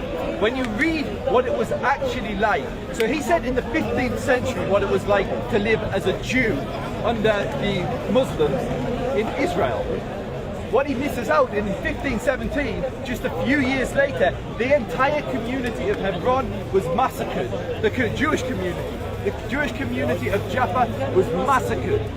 So Adnan cherry picks his quote. And what you'll notice was this happens every time we talk. This conversation started with Zionism. I challenged Adnan to a debate about Zionism, and what he does every time is rehash the same old quotes, same old talk point. Each time we talk, I bring different quotes. You bring the same old, plain out quotes, which you misquote, you misrepresent. You've never read the primary sources. You've never read the primary sources. Okay. Because you misrepresent them. If he would, he brings sources which actually ridicule Islam, and he brings them a proof of supporting and worshipping Islam. Okay. Can I now? No, you can't. So I want to bring it back to what the debate actually started about, and that is Israel-Palestine. And Adnan made a disgraceful and shameful comparison between the modern state of Israel and ISIS. Now I'm going to rip that apart. That's a very good comparison. I'm going to rip that apart. Israel. No, wait. Let me deal with history. No, we're going to come to Israel. No, let me deal with history. I literally said when I started. So I'm going to speak for half an hour. You can speak for as long as you want. I'm going to speak. No problem. Good. That's it. Surgery will be prolonged. Fine. Adnan made the disgusting comparison to the Islamic State in Syria and Iraq, and the Jewish state of Israel.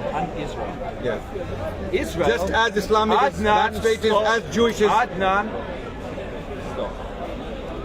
Israel is a secular democracy. There are 2 million Arabs that live there. They have complete equality with the Jews. So much so, there is an Islamic political party that is in the government today. They are in government.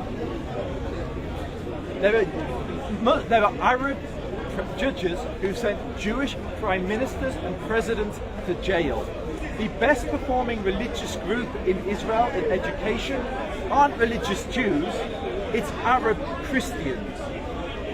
Adnan wants to paint a picture where this beacon of democracy and equality in the Middle East is comparable to his co-religionists who enslave Yazidi women and rape and murder them, who behead people of even Muslims who have a slightly different interpretation of Islam. They burn them, behead them. They just made my point. They slaughtered hundreds of thousands of their own fellow Muslims and fellow non-Muslims who are living. You're helping me. Not ISIS. In comparison, Israel goes to incredible lengths to preserve the lives of Palestinian civilians. It treats Palestinians in its hospitals. It helps with the infrastructure. Electricity. So anyone. Yes, I talked about it. The reason Adnan makes these comparisons is he is ashamed by his co-religionists, and the greatest insult he can think of to tar any state with is to compare it to his co-religionists in Syria. Okay. So can I now respond? You can respond. Yeah. Okay, good. So first to history. My surgery begins. What Joseph did He read you quotes which he has collected from internet, from Google searches, from Zionist websites, maybe Zionist propagandists. And when he's reading examples of persecution, he's reading of a Jewish man found jizya to be very high. Another Jewish man was wronged in such and such place. But do you notice? Did you notice when I read the quotes, they represented social realities. They represented a lot of people, how they lived under Islam and Muslims. I will continue with that. Okay. Now, the city of Jerusalem. Okay. What happened throughout history with the Jewish people is the question. How did they feel under Islam? There are books written by academics. Now I challenge Joseph, how do we come to the conclusion? I can read quotes and quotes and he will read all his snippets and then people will be confused. One simple challenge. Academics who are recognized by institutions as scholars. Yeah, okay? Moshe Gill's a preeminent scholar on Jewish Islamic relations. Read him. Yeah, Moshe Gill is the one who wrote the history of Palestine. Yes. Yeah, he's the one. Have you read him? Yeah. So you I know what the truth is. Okay. No. Have you read Moshe Gill, right? Yeah, I've got both his books. Okay, good, brilliant. That's so nice. I'm so happy to hear that. Have you read Amnon Cohen? Okay. Have you read Jacob Lesnar? Have you read Bernard Lewis? Okay, which one? Jews of Islam. Have you read it? Have you read the book? Are you sure? What does he say in that book about the Jews and the Muslims? Okay, now we're getting somewhere. He has read the book. Now let's see if he's honest about it. I disagree with Bernard Lewis. Bernard Lewis has rose-tinted glasses. Moshe Gill. By the way, all the people I mentioned are Jewish. All the people Amnon Cohen, Jewish. But Moshe Gill is Bernard Lewis, Jewish. Jacob Lesnar, Jewish. He has, remember, is Moshe Gill. Just I want you to notice his body language. When he mentioned Moshe Gill and he became excited. I've read it. I've got 2 volumes. Okay, but when I mention other Jewish scholars, a plethora of them. Have you read Zion Zohar? Okay. Do you want me to keep mentioning names? I'm going to give you a list of Jewish scholars who will dismantle your Zionism historically. They will show you how disingenuous you people are. Wait. This is wait. He's playing tricks. No, it's my turn. Sorry, you're asking me questions, so I was responding to your questions. So how do we know what Joseph is saying and what I'm saying? We go to secondary sources. We go to Jewish scholars and non-Muslim scholars who have written on this phenomenon. Okay, they will tell you that the Jews lived under Islam in protection and prosperity. Jewish scholars. I'm not talking about Muslim propagandists, imams, or Muslim theologians writing these books, trying to present them to the Zionists. Jewish scholars writing this, such as, for example, okay, Dean Philip Bell. Yeah, who is a professor of Jewish history in the no, he's a professor of Jewish history, Jewish studies. Okay, I don't know if he's Jewish. We can check. Okay, Dean Philip Bell, Professor Dean Philip Bell, who is Dean and Professor of Jewish history at Spertus Institute of Jewish Studies in Chicago. This is what he had to say in his book. Okay, what does he say? He's a professor of Jewish history. He's a current, recent scholar who has studied all of these quotes and beyond. What does he say? Jews under medieval Islam never suffered from same general negative perception as in the Christian West. Are you listening? Despite regional variations and high medieval political instability, in medieval Islam, multicultural environments combined with active engagement in sciences and literature led to something of an Islamic golden age for the Jews, at least according to most historical accounts. So what Dean Philip Bell, a professor of Jewish history in an institute in Chicago, is saying, most historical accounts tell us that the Jews had a golden age under Islam. Okay? And then he continues, it has been primarily in the context of recent political developments that the once assumed positive view of Jewish life under medieval Islam have been seriously questioned. What recent political developments is he talking about? What? The state of Israel. The state of Israel and the Zionist movement, right? It is only the Zionists who have challenged this golden age of Islam, of the Jewish people, because it goes against the agenda. What do the Zionists argue like Joseph has been arguing? Why are we even having this debate? The reason we're having this debate is because Joseph was a Zionist, proud Zionist, self-proclaiming Zionist. He has said that Jews needed protection. Their lives were in danger. What happened in Germany could happen again. Even though some scholars said that if Muslims are ruling Germany, we would have 6 million more Jews in the world today. Okay, some Muslim scholars said this, right? So why did the Zionists have to make up this lie and this story that the Jews were heavily persecuted under Islam, even though the overwhelming majority of Jewish historians writing on Jewish history, yeah, they say that the Jews lived under Islam in harmony and protection for over 1,000 years. And who is saying this? Not Muslim historians, Israeli Jewish historians, including Bernard Lewis, who was seen as an authority on the history of Islam. He died over 90 years old. He was advising the US government during the Iraq war. He actually advised President Bush to attack Iraq. Bernard Lewis. This is hostile. This is how hostile this person. He has written a book titled The Jews of Islam. In this book he states what? The Jews lived in relative harmony under Islam. Such a hostile person to Islam and Muslim is writing this, and he doesn't like it because he's a Zionist. Bernard Lewis, he did. And then his conclusion was that all of these exceptional events and incidents put together cannot outdo or outweigh the positive experience of the Jewish people for over 1,000 years with Muslims. This is his conclusion. And not only that, other Israeli scholars, the surgery commences. This is the surgery. Now Joseph is going to enjoy the surgery. Amnon Cohen. Why do Israelis, Zionists like this man, have to argue that the Jewish people had no chance under Islam, even though they survived? Brother, what do you mean by Zionist? brother, we're having a debate. We're in the middle of a debate, so I'll come back to you. Okay.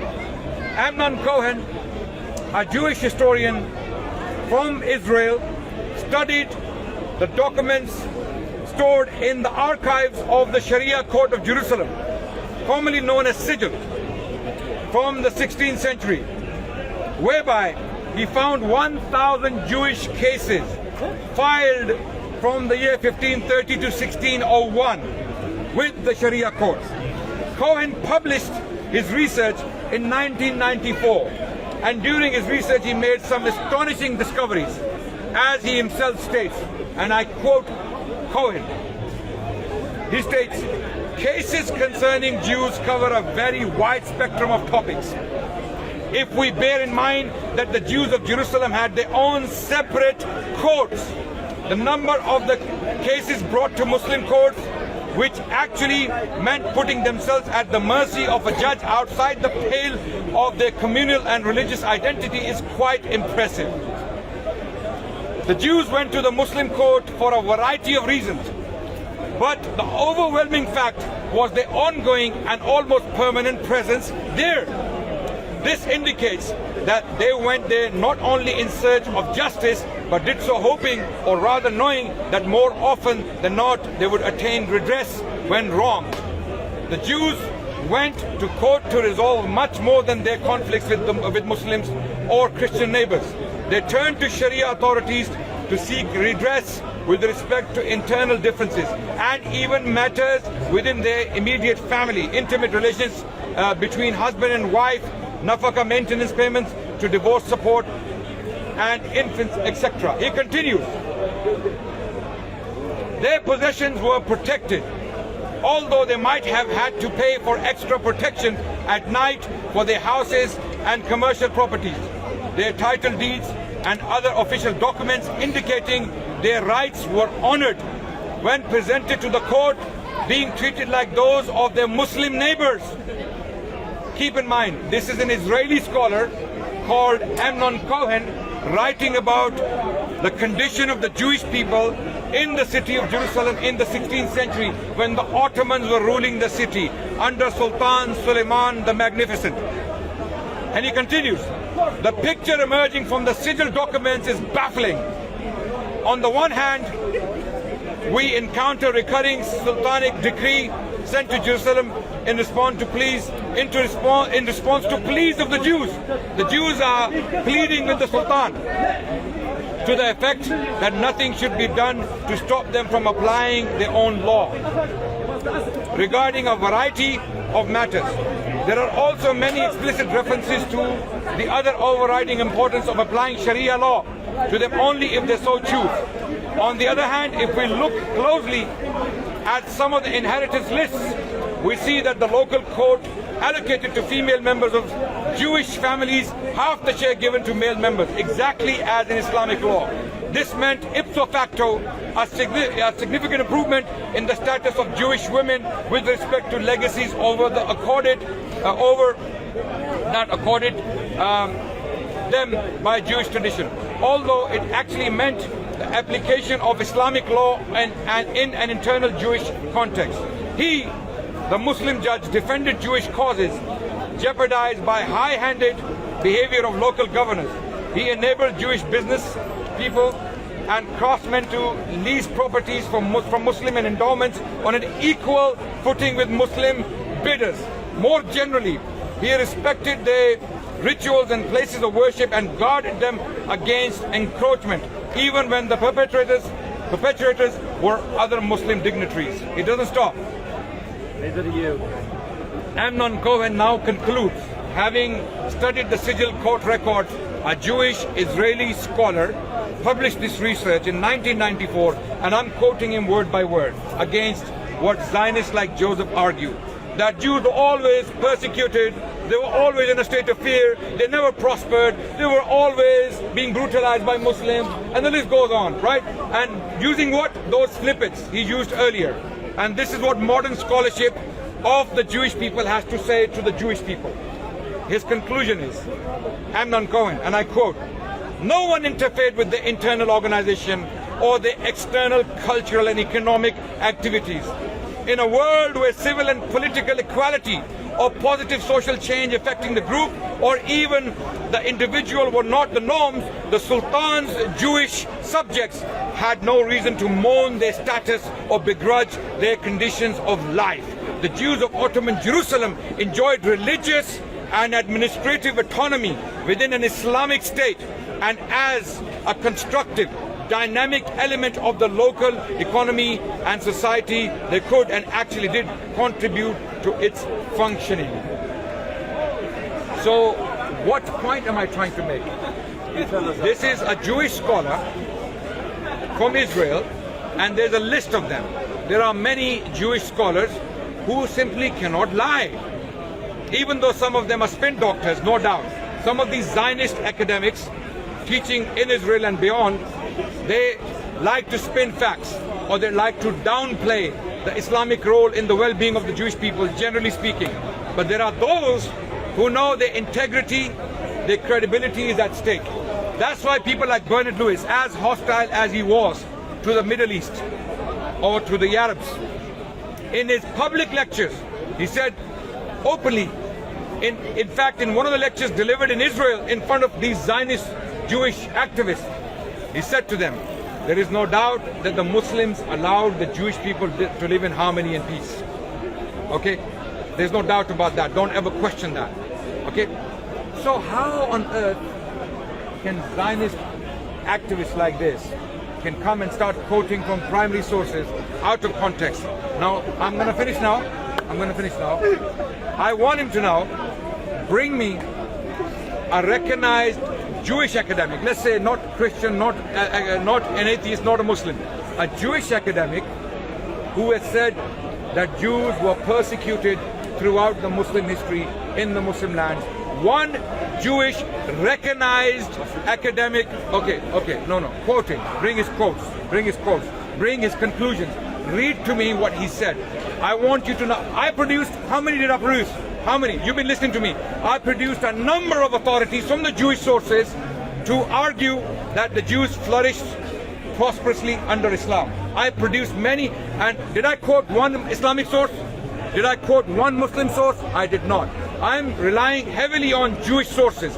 I want him to now produce one Jewish academic recognized by Western institutions or any reputable institution who said that the Jews as a norm suffered under Islam throughout the history of Islam within the Muslim civilization. Yallah, over to you. What I find amazing about this is Adnan claims to be a historian, and he just ridiculed me for using primary sources. This is absurd. So for those that don't understand how history works, and now Mr. Historian is going to teach us. Yeah. Do you have a qualification in history? You have, you know. I have. I do. I know you do. Which is the comedy of what you just said. No. So I can stand and say, let me teach you how history works. Adnan, stop talking. You have what's called a primary source, which is the original. You can tell us how Zionism works. You have a primary Zionist source, history works. and generously a translation of that primary source, which is what Adnan relies on. And then you have the secondary sources, which is the interpretation of those primary sources. Now, I brought you primary sources that were both Jewish and Muslim, from Tapari to Maimonides, from the Cairo Geniza to wandering historians who went to conclusions. So, academic conclusions. What I gave you was the primary sources, and Adnan ridiculed them. What he's not telling you is every historian has a bias. Every historian has an agenda, usually. He's right. He's right. And what Adnan's doing is he's taking that person's interpretation of history and presenting that because it supports his narrative. Jewish He's academics. also misrepresenting that. So Bernard Lewis, his favourite person to quote, talks extensively about the anti-Semitism that Jews suffered under Islam. Moshe Gill, who is the academic that the academics quote, he is was the authority on the Jewish condition under Islam, from the Gaonic piece, from the very emergence of Islam through to the Ottoman period. He is the authority, the historians quote, and he is explicit in his writing. Which I don't know. I haven't got them to me. I'd have to bring the book. I'll bring that next time. Don't make claims. Okay, Adnan, you literally just quoted Bernard Lewis. I quoted people. No, you just said Bernard Lewis said this to some Israelis in an audience. Like every time you quote, when I look it up, it's a lie. Every time. Every time. No, most times. No. I was being hyperbolic. I was being hyperbolic. Okay. Most times you bring sources. One. Wait, no. This is a very serious claim. Adnan. Most times. Adnan, I did not interrupt. I did not. One example. I did not interrupt you. You can't lie to people and expect me to not interrupt you. One example where I misrepresented the quotes. One example. Adnan, I stood patiently. He said every time, then he went back on that. He said most times. That was hyperbole, right? Now I'm telling you hyperbole, right? Now most times, all I'm asking for once. One example. Yallah. You can't just run away throwing what you'll also notice beep on the fan. What you'll notice as they say when it hits the fan. I presented primary sources of Jews who lived under Islam. One example. I need an example. Adnan. Wait. I'll take it back. Take it back. Take what back? No, you said most times I misrepresent history and quotes. Okay. One example. Now we're talking. It's going to be fun now. One example. It's going to go on Twitter. This is going to be fun. Okay, remember he said every time, and then he went back on most times, and now he can't even think of one example. This is what Adnan said. Adnan claimed on video, and anyone could go back. So that's one case. So before you presented one case. Multiple cases from that time. Okay, so you're going to present all those multiple cases. Yes. Inshallah. Good. Now we're dealing with it. So what did I say? So Adnan said, we have been honoured by the Ishmaelites, that we worship together the same God in this holy place. Yes. Now it doesn't say that anywhere, and the reason why this is sorry. So this is wait. Pitron. No. Sefer Pitron Torah. No, Sefer Pitron. Yeah. So where is that? So this is, so you said on camera. No. Read what I posted. That's it. No. Read what I posted, brother. You can't read what you posted. He's reading from what he posted. That's a screenshot. So He's reading for what he thinks I said. Read from what I posted. You're gonna have the, this is surgery gone wrong. This is. Now we're looking for instruments. This is the quote that Adnan. You're gonna have the ride of your life. This is the English quote that Adnan quoted. Okay, where from? I don't know where you quoted it. Oh, good. What did you do? If you don't know where I quoted it from, I can go back to what you said. I'm assuming you might have checked it, right? So we had I this quoted the book title, the page, and the exact quote screenshot from the page. You're going to have fun today. You're going to have fun. He said, all the times I misrepresent history. Then when I challenged him, he said, Adnan, most times. Adnan, can I respond? And now he's struggling to find one. Go on. So I'm going to go through each one of the ones you brought. Yeah. So let's leave them one by one. The people in whose hand the temple is today have made it into a choice, excellent and honourable place of worship. Yes. They say, let us worship the one God who created heaven and earth, to whom the creatures belong, until the coming of the Messiah, and on that day the true worship will be renewed and will be acceptable before God. Okay. Before we get into what it actually says, I'm going to ask you, what language did you quote? I took this quote from A History of Jerusalem, authored by Karen. Are you listening? Yes. Okay. Authored by Karen Armstrong. Okay. When I quoted this source, because Karen Armstrong is a reputable scholar. She's lecturing around the world. She's a well-recognized scholar. Okay. And she is qualified in her field. She actually taught Hebrew at university, as far as I know. I read. Wait. Finish. Let me finish. You asked me a question. She quoted this very quote in her book, A History of Jerusalem. I took it word by word and I pasted it. So now he's claiming that I misrepresented the original. Okay, that's right. So, okay. Now you're going backward. No, can I make my point? You're going backward. Listen to what I'm saying. Good. The argument. Instead of getting smart, listen to what I'm saying. Okay. So Adnan was ridiculing me before for using primary sources, and he's fully reliant on secondary sources. Yes, I am. And here's the problem. Yeah. Sefer Petron was one of the hardest books I ever managed to source. It does not exist in English.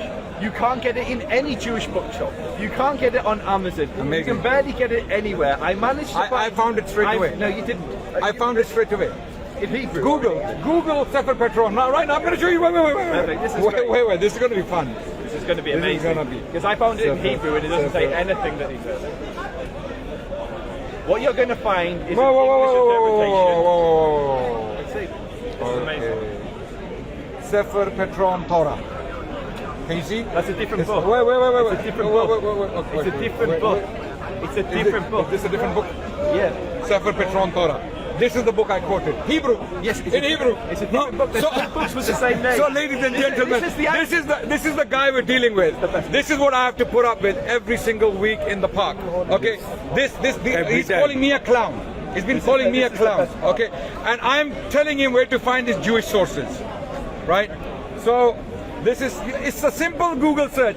Sefer, S-E-F-E-R, Petron, P-I-T-R-O-N, Torah, T-O-R-A-H. Do that, you'll find the Hebrew text. And he said it's the most difficult book to find. I'm not surprised. Most books are very difficult for you to find because you don't want to read them.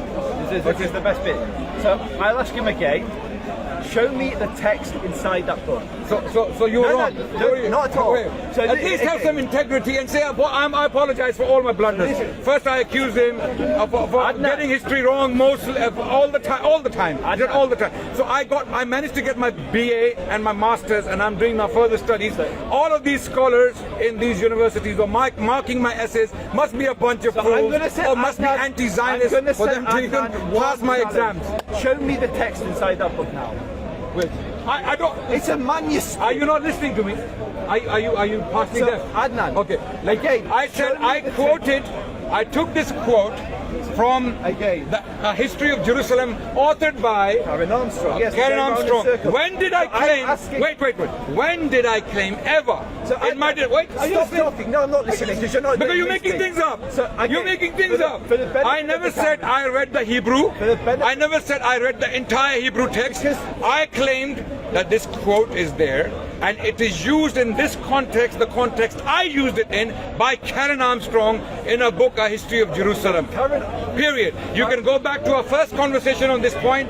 For some reason, this guy cannot get this into his head for the last 2 years. Karen Armstrong, I imagine, has never read the quote either. It is now he's claiming Karen Armstrong, who taught Hebrew. Actually, I don't know if he taught. It's incredibly difficult to solve. I'm going to read her credentials now. You're gonna have the ride of your life. Karen Armstrong, wait. Nun, I'm going to read. Jewish. She's a nun. Who said she's Jewish? Did I say she's Jewish? What's wrong with you, man? Are you hearing things? Again. Is someone whispering to you? Adnan, why are you so afraid to let me speak? I'm not. Then shut up. So the book is incredibly difficult to source. I managed to track down a PDF version of it in Hebrew. I went through it. It says nothing of what he's saying. There's a quote that kind of roughly resembles what he's saying. What it goes on to say is it ridicules Islam. It calls Muhammad a madman.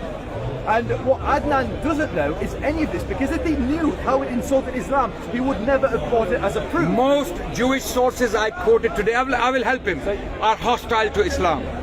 Most Jewish sources I quoted today are hostile. So when did I claim this guy? What the problem with him is, he builds a straw man. He builds a straw man, and because he doesn't know what a straw man is, and he attacks it. I never claimed that these Jewish sources are pro-Islamic, and they are praising. What they are saying is their experience with Muslims living in the domain of Islam was positive. They're not saying Islam is true. If they thought Islam was true, why would they be rabbis? Why would they even write in Hebrew, these commentaries? They are not Muslims. They don't believe in Islam. They believe Prophet Muhammad was an imposter. He was not a true prophet. I'm telling you this. Why are you attacking straw man? When did I say when did I say Sefer Petron is a pro-Islamic text? When did I say that? You were saying that there was literally. No, in that quote. What your quote? In that quote. Again, I'll read what you said. This guy's a waste of time. We have been honoured by the Muslims, that we worship together the same God in this holy place. We have been honoured. When you actually read what the book says, it says nothing of the sort. Now, I'm not going to say. Okay, I'm going to take you up on that. I'm gonna get someone to read. Translate the the actual. Yes, wait. The Hebrew. Wait. There has to be some kind of a compensation for all the pain I'm going through, because surgeons, when they do surgery, it really drains their brain, because it's been killing my brain for the last 2 hours. Wait. Okay. Wait. Okay. No problem. And you're struggling to show us how. So wait. I'm gonna get the Hebrew text translated word by word. And if it says what Karen Armstrong claimed it says, then what, Joseph? Some kind of compensation. Do you all agree? Yeah. Do you all agree? There has to be some kind of price to pay, right? Yeah. What price is it? What are you gonna pay? What are you gonna pay? If the Hebrew text, word by word, says what Karen Armstrong translated. Okay, wait. If a Jewish rabbi confirms, I'm going to get a Jewish rabbi to read that text, translated word by word. In context. No. Otherwise, I can say Islam says strike the neck of the disbelievers. Wait. What is the context? Read the quote again. What is the context? Can you read the Hebrew? You have the Hebrew there. No, you don't have it. You got it wrong, right? Okay. So, have you read the Hebrew of that quote? Yes. You have. Do you have it now? No, I just said I don't have it now. Okay, you don't have it now. Okay. If the Hebrew text says exactly what Karen Armstrong claimed it says, what price are you willing to pay? And put a price on me as well. So what equally has to be fair. So what I'm saying. Sorry? Challenge Arab should walk away. No. It's a gift. I'll buy him a gift. I'll buy him a bunch of roses. No problem. Okay, wait. I'll be explicit. No. I'm putting a challenge out there. I want to be explicit. As I said. Don't be explicit. There is a quote that resembles that, but when read in context, we are dealing with it. We're discussing. The Sefer Petron is a book that is an anti-Muslim polemic. It is not a book which endorses the praises. The quote. So, if there is a hostile enemy, and this is why this quote is more valuable to us. Now he's confirming it's a hostile source, and even though it's a hostile source, It is saying that these people in whose hand the temple is today, who are they? The Abbasids, the Muslims. In the Sefer Petron is a 9th century source. It's a 9th century Jewish anonymous source written in Palestine. The person is an eyewitness. He or she, is definitely a he, okay, is explaining that in the temple the temple is in the hands of these people today, and they have made it an honorable place of worship. So this is a hostile source which he agrees to and admits is praising the situation in Palestine. So Joseph, have some shame. What kind of human are you, man? Have some shame. Wait. Let me. If that quote says what it says, or what Karen Armstrong claimed it says, what price are you willing to pay? Be brave. Be brave. Zionists are brave, no? Zionists are brave. You speak a lot. So I'll be again very clear for the camera. There is a quote which says something which resembles that, which now resembles. So he has come from, doesn't say that, to resembles. Adnan, okay. again. I just want you to know what is happening here. Adnan. It resembles. Adnan, what I want to be clear. Adnan, stop talking and let me respond, please. Okay. So the book is an anti-Islamic polemic. He presented it as evidence of the Jews honouring Muslims. What Adnan said in the actual quote of the conversation, and there's nothing that these are. So first, remember, 2 minutes. First he claimed that I put Ishmaelites in there. First he claimed. So this do you remember? This is what. Wait, Joseph, Adnan, wait. Stop. This is an expose. This is an expose. I am going to explicitly say there is nothing that resembles this quote, which is what you said. We have been honoured by the Ishmaelites that we worship together the same God in this holy place. Nowhere in that book. When did I say that? On camera. That's literally what I was responding to. Okay. Now. Stop, okay, let's assume stop. I said. Wait. Stop. That is what you said. I said I searched for that book. I found that book. There was nothing that resembles that. Okay. Now, even if I said it on camera, which I doubt, I'll have to go and check. Even if I said it, every single word I said is substantiated by the quote. Every single word. What Karen Let's break it down. Let's break it down. What Karen Armstrong says is very different than what Adnan said. The thing about we have been on. First, the quote didn't Adnan, stop. The quote does exist. The quote he's talking about is talking about the Temple Mount. It's not talking about Jews being honoured. What price are you willing to pay? So I will pay. Adnan, if it says anything that it says, again, if it says what you said. You weren't saying that before, were you? So Adnan, he was actually disputing the quote. Are you witness? Let's ask the witnesses. Was he disputing the quote? The actual quote when he read it. So this is was he disputing the quote? Adnan, This guy is a compulsive liar. I called you a liar. This guy is a compulsive liar. I called you a liar because you said this. You claim there is a quote that says, we have been honoured by the Ishmaelites that we worship together the same God in this holy place. There is no such quote. That was a lie. Stop. Good. Was that a lie? Good. Was that a lie? Good. I said, allegedly. Was that a lie? Yes or no? Responding. It's a yes/no answer. What's your name? Yes or no? What's your name? Yes or no? Yes or no? No. What's your name? No. No. Okay. Exactly. So now let me talk. He claims that I said that Ishmaelites have made this place an honorable place of worship. No, I didn't. I said we have been honored by the Ishmaelites. Okay. We have been honored. Okay. Now, read the quote. So this is first of all, in the 9th century, who is ruling Palestine? Wait. Okay. You said it, Abbasids. Okay. Who are Abbasids? Huh? Who are Abbasids? No. Genealogically, ethnically, who are Abbasids? Descent from Abbas. Who is Abbas? He's one of the Sahaba. Abbas is the son of Abdul Muttalib. Abdul Muttalib is the son of Hashim. Hashim is the son of Abdul Manaf. And the list goes back all the way to Ishmael. Are you aware? Okay, so now this guy, wallahi, I'm actually enjoying it. I hope people who are watching are also enjoying this. Yeah? Wait. So Abbasid dynasty was an Ishmaelite dynasty. Yes. Okay, by that virtue, because they were ruling Palestine at the time, the quote states that those in whose hands the temple is today, i.e. the Ishmaelites, they have made it an honorable place of worship. Okay? Is that clear? Right? So now, if you have any shame, if you have any shame, any integrity, which you don't seem to have, but I will give you the benefit of the doubt. Miracles can happen. Okay, apologize to me now. Does he owe me an apology? Does he owe me an apology? Okay, apologize now. There's a big apologize now. So of course they're going to agree with Adnan. But for the camera, for the benefit of my audience, the quote, me and Adnan were talking about how Muslims treated Jews. The quote in the original manuscript talks explicitly about monotheism in the Temple Mount being turned into a place of monotheism. Nothing to do with how the Muslims treat the Jews. So let me, just so everyone's following, we were debating whether Muslims persecuted Jews. Adnan quoted because of Israel. Adnan, I didn't interrupt.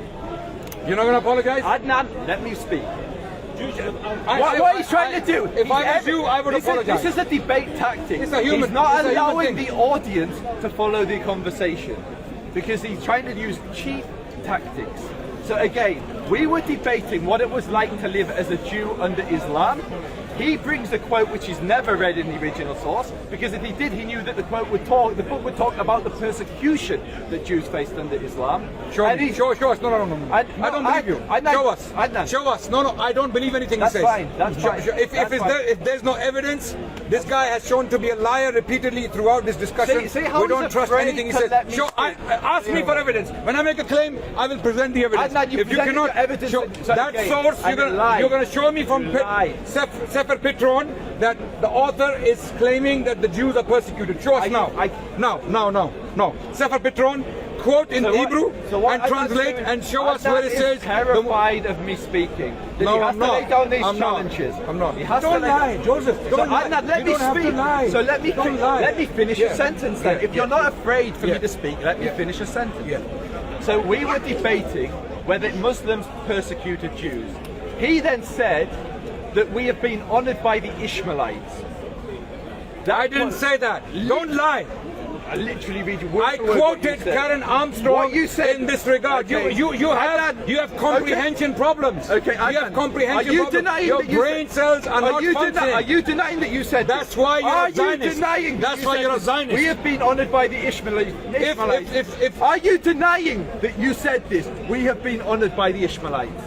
Are you denying that? I have to go and check what I said because I don't trust you. Number one, wait. Okay, I don't trust you. Wait, I'm responding. What? I'm responding. That is the argument. I'm responding. Did I qualify my words from the quote? Did I or not? Did I contextualize my even if and you know what? Let's make it easy. Let's make it easy. I own those words, even though I might not have said those words. I own them. I will stand by the term Ishmaelites and honoring the Jewish people. Okay, I will stand by these two because this is what he's debating. The quote says that a Jewish author writing a commentary on the Torah in the 9th century in Jerusalem is writing that those people in whose hand the temple is today in the 9th century, they have made it an honorable place of worship, and we worship one God. Okay, now he says those people in whose hand the temple is today. Who are those people? In the 9th century, who are those people? Abbasids. Abbasids are Ishmaelites. I've already qualified that. This guy, his brain cells are dead today for some reason. It's not registering. The information is not, Microsoft gets viruses, right? So the virus has really corrupted the software. It's not getting through. The Abbasids are Ishmaelites. So I stand by that term. The quote says they made the temple into an honorable place. For who? Who is writing? Who is writing? Who is writing this? A Jewish rabbi, a Jewish scholar. So he's saying here they have made it an honorable place for who? For Muslims? He's writing about himself, right? So this is the quote used in this very context. I am using it in by Karen Armstrong in her History of Jerusalem, who's a scholar. For some reason, This guy's brain cells are not registering that information. It's a very, very minor point. We have spent more time than necessary on this point. You know why he's doing this? You know why he's doing this? Because he now knows that he's looking like a fool. He made a claim first that I misrepresent history all the time. Remember? Yes. Then I challenged him on that. He said, no, that was a hyperbole, right? Most times. I said, okay, most times. Show me one. He pulls out this one. And now on this one, he's already struggling. He's trying to find a way out. He's not getting the way out. I even challenged him. I even gave him the benefit of the doubt. Go and find the Hebrew quote. If it doesn't say what Karen Armstrong claimed it says, what price are you going to pay? If it says exactly what she said it says, what price are you paying? He's not responding. Repeatedly, ignoring my plea or my call. And put the same price on me. I'll let him choose. £100,000. I'll go and sell my clothes and my whatever I possess, you know, whatever little I possess. I'll sell my books, okay, and I'll bring the money. But what you're going to do? Okay. What are you going to do? What are you going to sell? So what you'll notice there is the Zionist state of Israel is not going to come to your rescue. Strong a string of ad hominems. Okay, no. Can you answer my question? What are you willing to pay? No. This is not acceptable. He's wasting our time. He flung insult after insult at me, and when people fling insults, it's usually because they've lost the debate. So I will repeat for the benefit of the audience. The conversation we were having was about persecution of Jews. Adnan brought an example of a quote that does not exist. He said, we have been honoured by the Ishmaelites. Now there is I'm going to illustrate it for the audience so they understand. Prior to the Islamic conquest of Jerusalem, the Temple Mount had been turned into a garbage heap. It had been violated. Our holiest site had been left in ruins. And Muslims conquered Jerusalem and turned that round and turned it into a place of monotheism. So when the author is talking, he's not talking about the condition of Jews. Do you believe him? Do you believe him? He doesn't have the Hebrew, he's making the story up. Because he's not, so even if you read the quote... So accept my challenge. If you're right, I'm wrong, I'm willing to accept. If you're right, accept my challenge. What price are you willing to put? What price are you willing to put if you are wrong on the quote? What price? Just finish it, man. Finish the whole debate. It wasn't whether Karen Armstrong was. The quote was whether you were right with what I explained how my words... Twisted your words. Okay, yes. No, I did not twist. Yes, I did not twist. like a snake. Okay, guys. Those of you who listen to me, using the same quote, a Jewish author writing in the 9th century, saying, Adnan, for the 50th time, Adnan, saying... you're not going to speak over me. I was speaking. So again, the Jewish author is commenting on the Temple Mount, which had been violated and left, and it was desolate, it was a garbage heap. It had been turned into a beautiful shrine to Allah subhanahu wa ta'ala. It had been turned into a place of Allah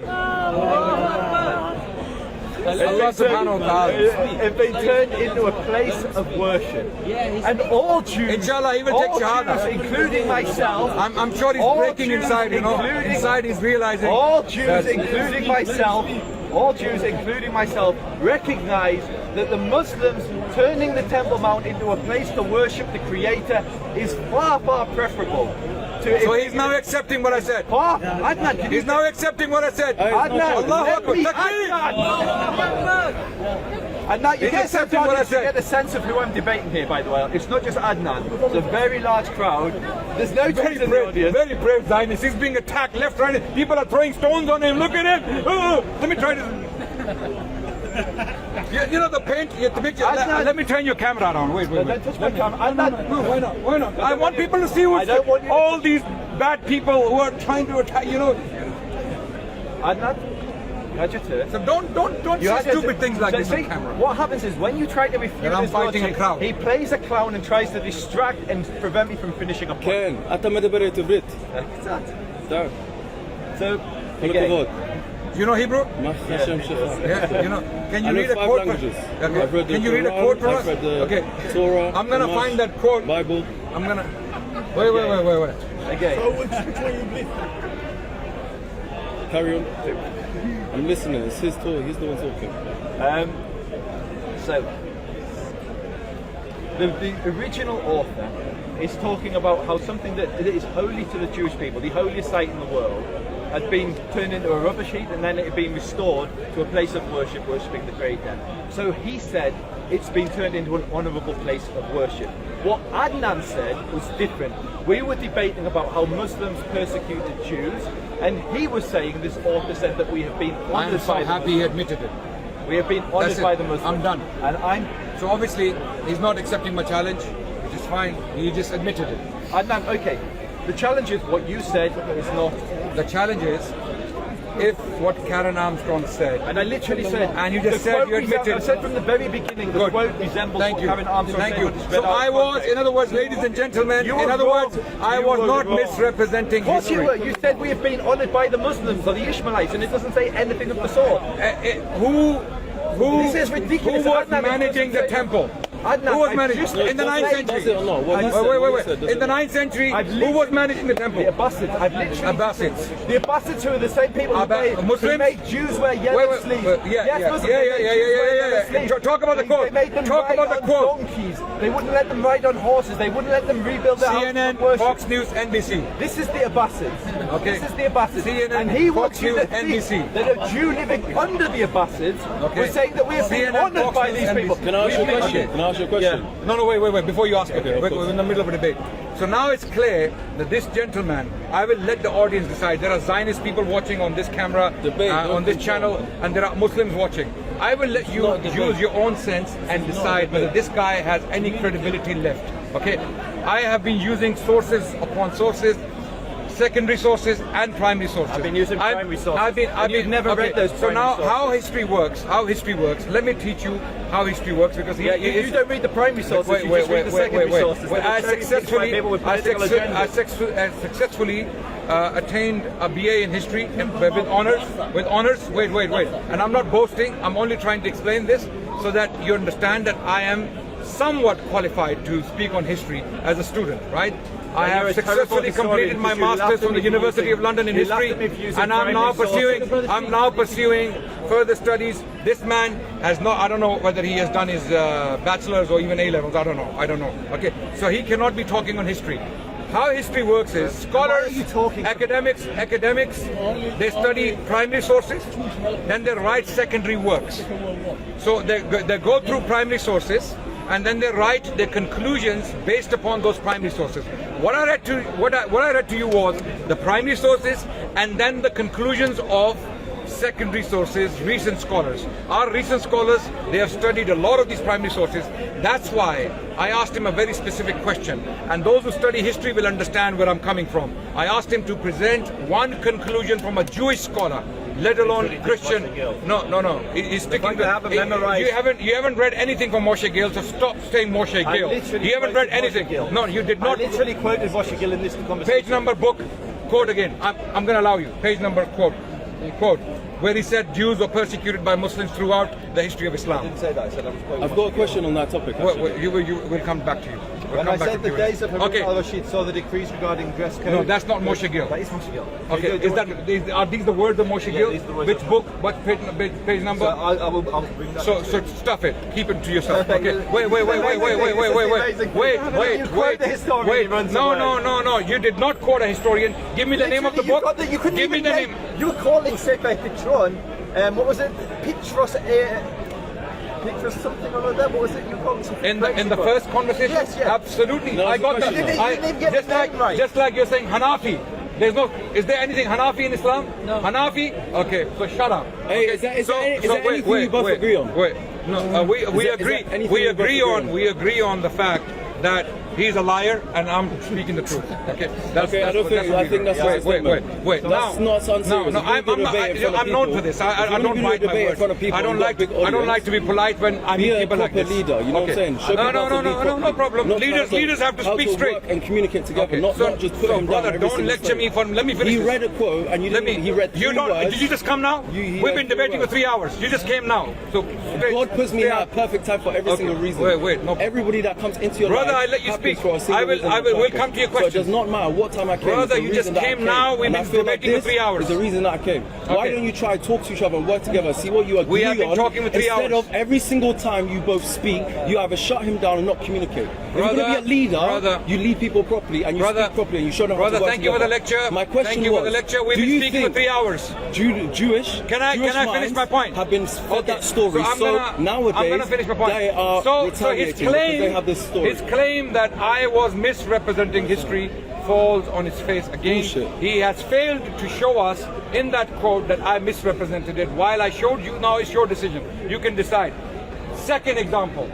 Any other example where I misrepresented history? Second example. Yallah. First is out. And you decide. You decide. Let people decide. Yes. He's saying that the Jewish rabbi was saying we have been on a I'm so confident that I said put a price on it. Put a price. You don't put a price on it, no problem. They're just chatting shit, man. Yeah. I agree. When that shit happened, all they fed to Muslim souls is the algorithm and it's the fucking government. It's not the religion. It's the algorithm and it's the government. Jews will only see Jews killing Jews on their phone at that time, and Muslims will only see Muslims killing Muslims at that time. So if they see each other on the street now, who's fed them that information? You know what I'm saying? So they have that automatic presumption. He looks like that, so I'm going to think he is like that.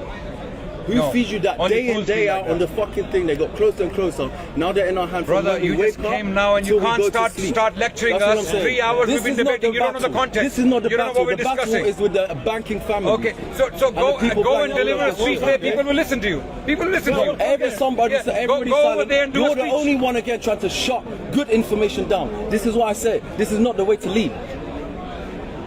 Like I'm filling with energy right now. So they were.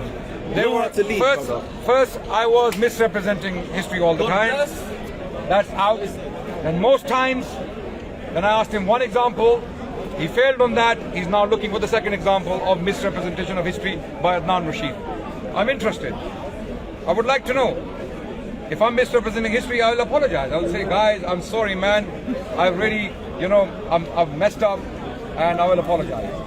I can't find the original quote. Okay. So I'm going to read the actual. حسب الديانة اليهودية مسموح يتجوز بنت أخوه مع إنه القانون يمنع ذلك.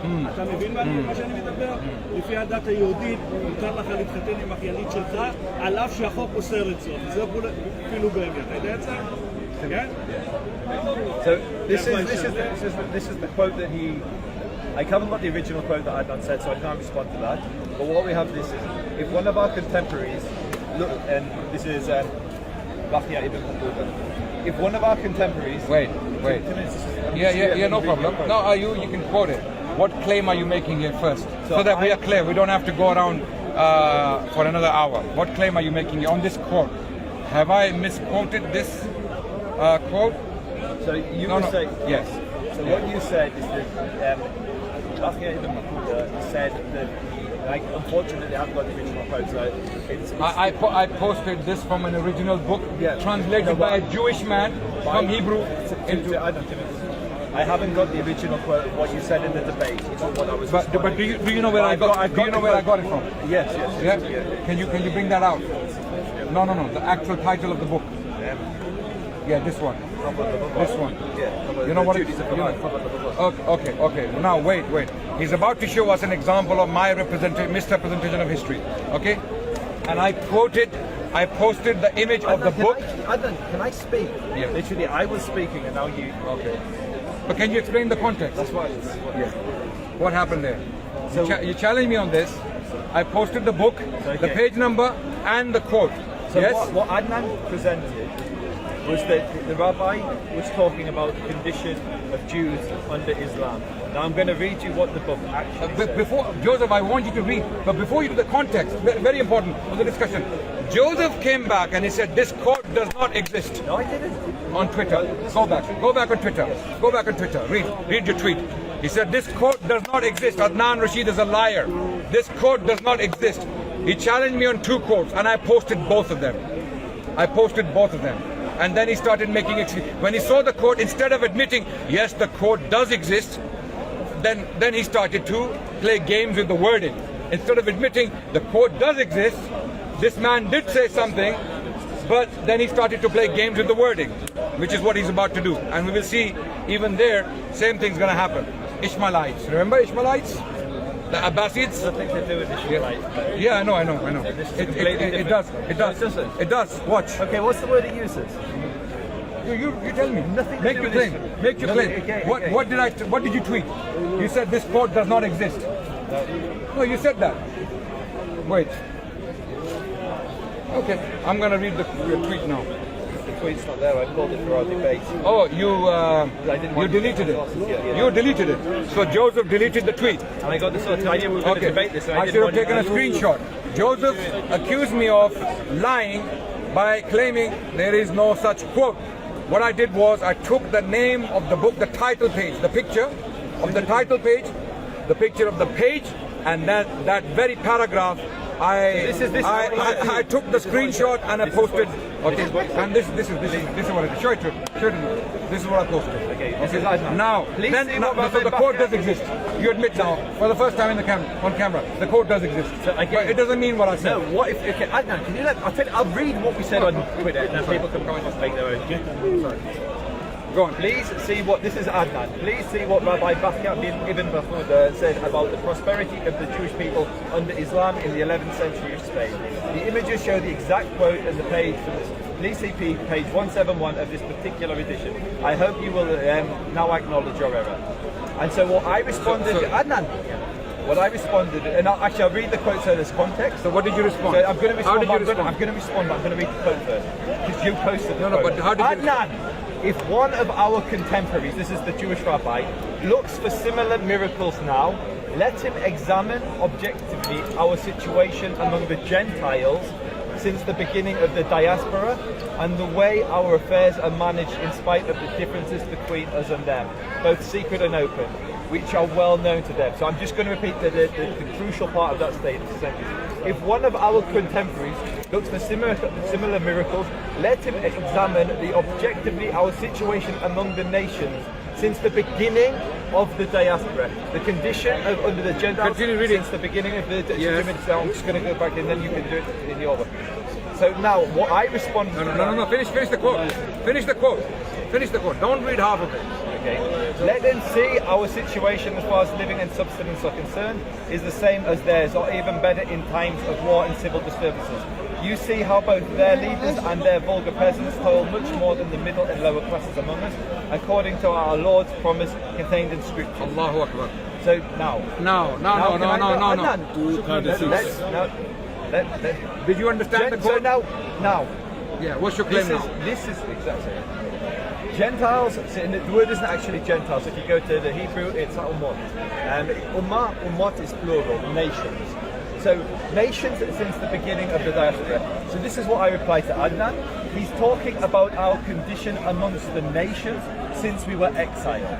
So not in this moment and every moment prior to that, from the beginning when we were first exiled from Jerusalem. So this would have been 1,000 years. Not sure why, this is what I'm saying to Adnan now, not sure why you think he means Muslims when it's 1,000-year period that predates Islam. And so you responded, Bachya lived under Arab rule in Islamic Spain. He wrote in Arabic and the Gentiles he was talking about in the quote were the Arabs. Your reading comprehension is visibly poor. I hope you will now demonstrate some shame and apologize. And so I responded, I haven't got my response, I'm not sure. But basically, I have got my response, I just read it, so let me... So now he's talking about the 1,000 years of exile. He literally says, our position amongst the nations, this is the actual text, our position amongst the nations since the exile began. He doesn't say our position amongst the Ishmaelites, he doesn't say our position amongst the Arabs or amongst the Muslims, he says amongst the nations since the beginning of the exile. So what Adnan was doing, he was saying that this quote, which is talking about the condition of the Jews since we were exiled from Jerusalem, is applicable to Muslims. Okay. And I'm saying no, it's applicable to the Jewish condition since the beginning of the exile, including under the Christians who you say persecuted. Brilliant, amazing, I like that. Okay, so Joseph is claiming that Bachya bin Bahuda is not talking about the Arabs or the Muslims, correct? Correct? No, I'm saying he's talking about all the nations. No.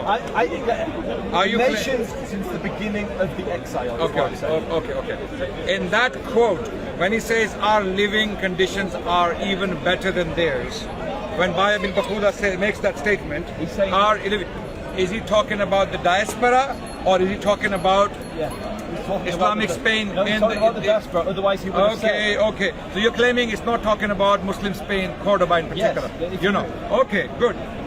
I like that. Bravery. Okay. Where is Baya bin Bakuda? Here. Okay. Now I'm going to read this quote, and that's why I asked Joseph that he clearly has comprehension problems. Okay. Oh, sorry, man. Baya bin Bakuda. Message, brother, man. I really love. We just get a message, but Mr. Dekas, I'm sorry to interrupt, man. Baya bin Bakuda, a Jewish rabbi, writing in Islamic Spain in the city of Cordoba in 1080. In the year 1080, when Muslims are ruling Cordoba, the Umayyad Caliphate has already collapsed.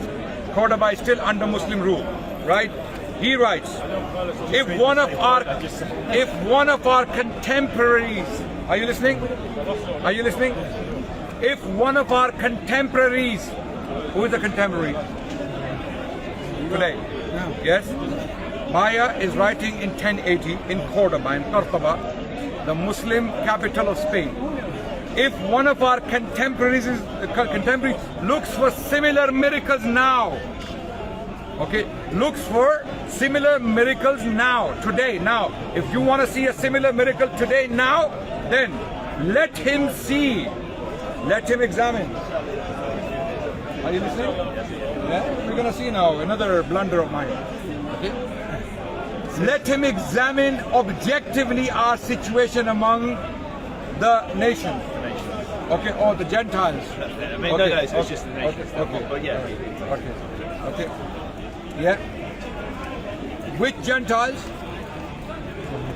Where is Baya? Where is he? Let him see now. Let him see us now. Where is he?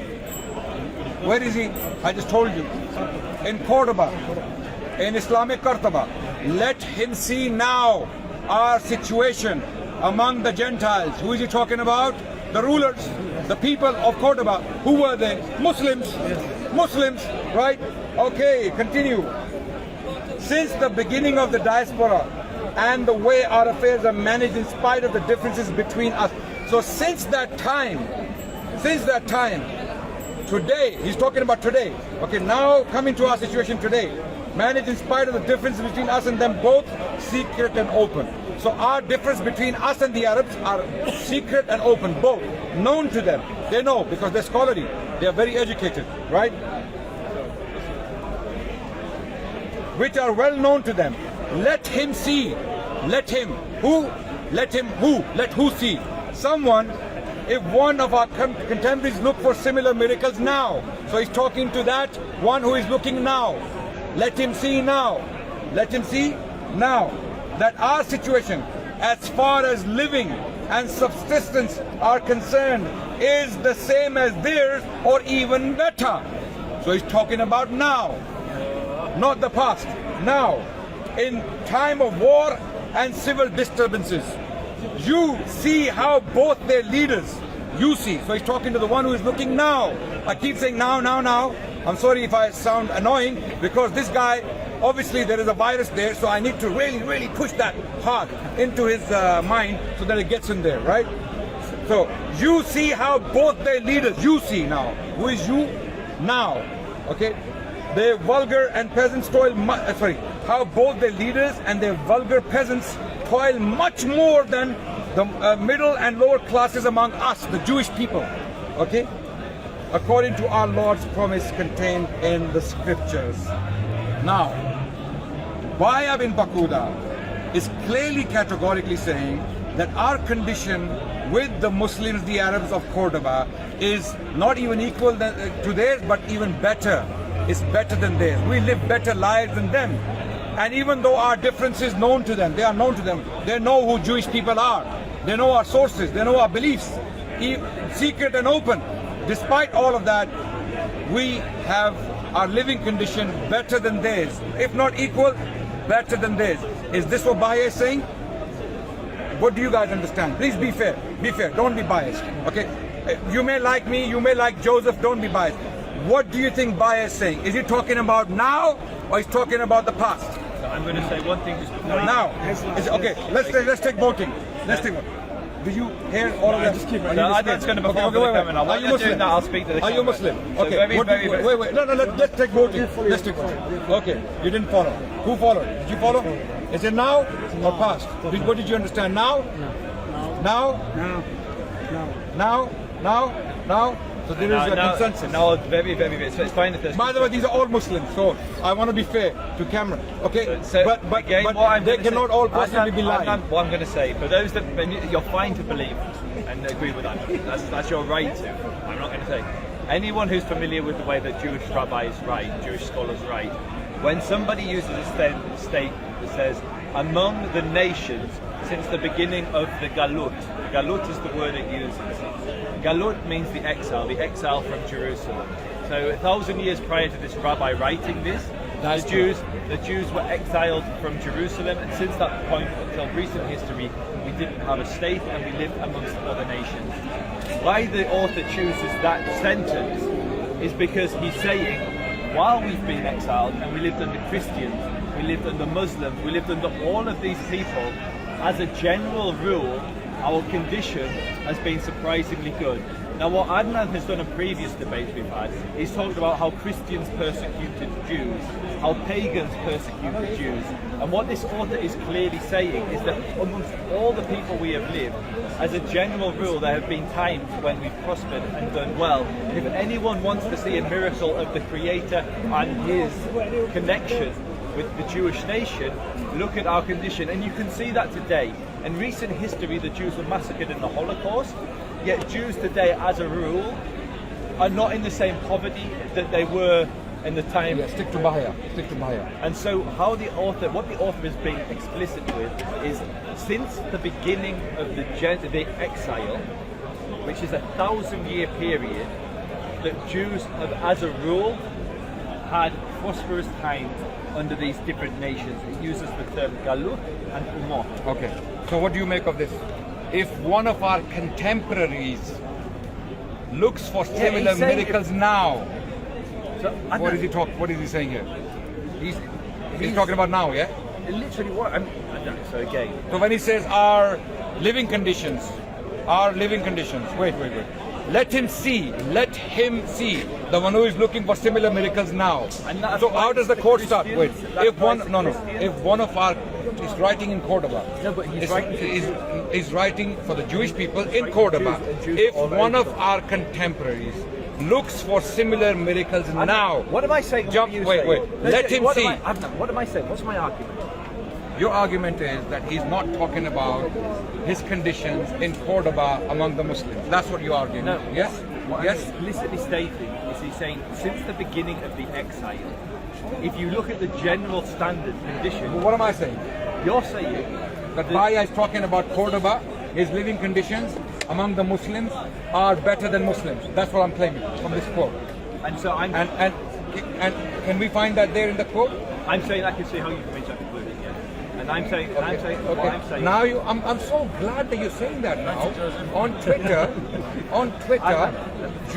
for some reason, that's why you deleted the tweet. So Joseph, today, right now, in front of these cameras, admit that I can see how Adnan can reach that conclusion. I can appreciate that. I can see that reading can also be read. I mean, even though that's the only reading that can be read, but I am willing to concede some territory to you. But at least have the courtesy. Yeah? Have the courtesy to admit. I can see how you reach each of your conclusions. And I'm in my right to read that conclusion into the quote.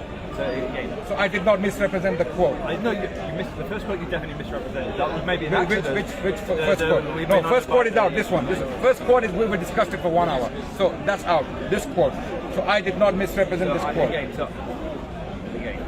I can see how you reached the conclusion that you believe he's talking. So I did not misrepresent this quote. Yeah, you can. Yeah. I can see how you reached that conclusion. How most Jews would read that. It's not the same way that you read Okay, no problem. But did I misrepresent this quote? Coming back to the main question. Did I misrepresent this historic quote?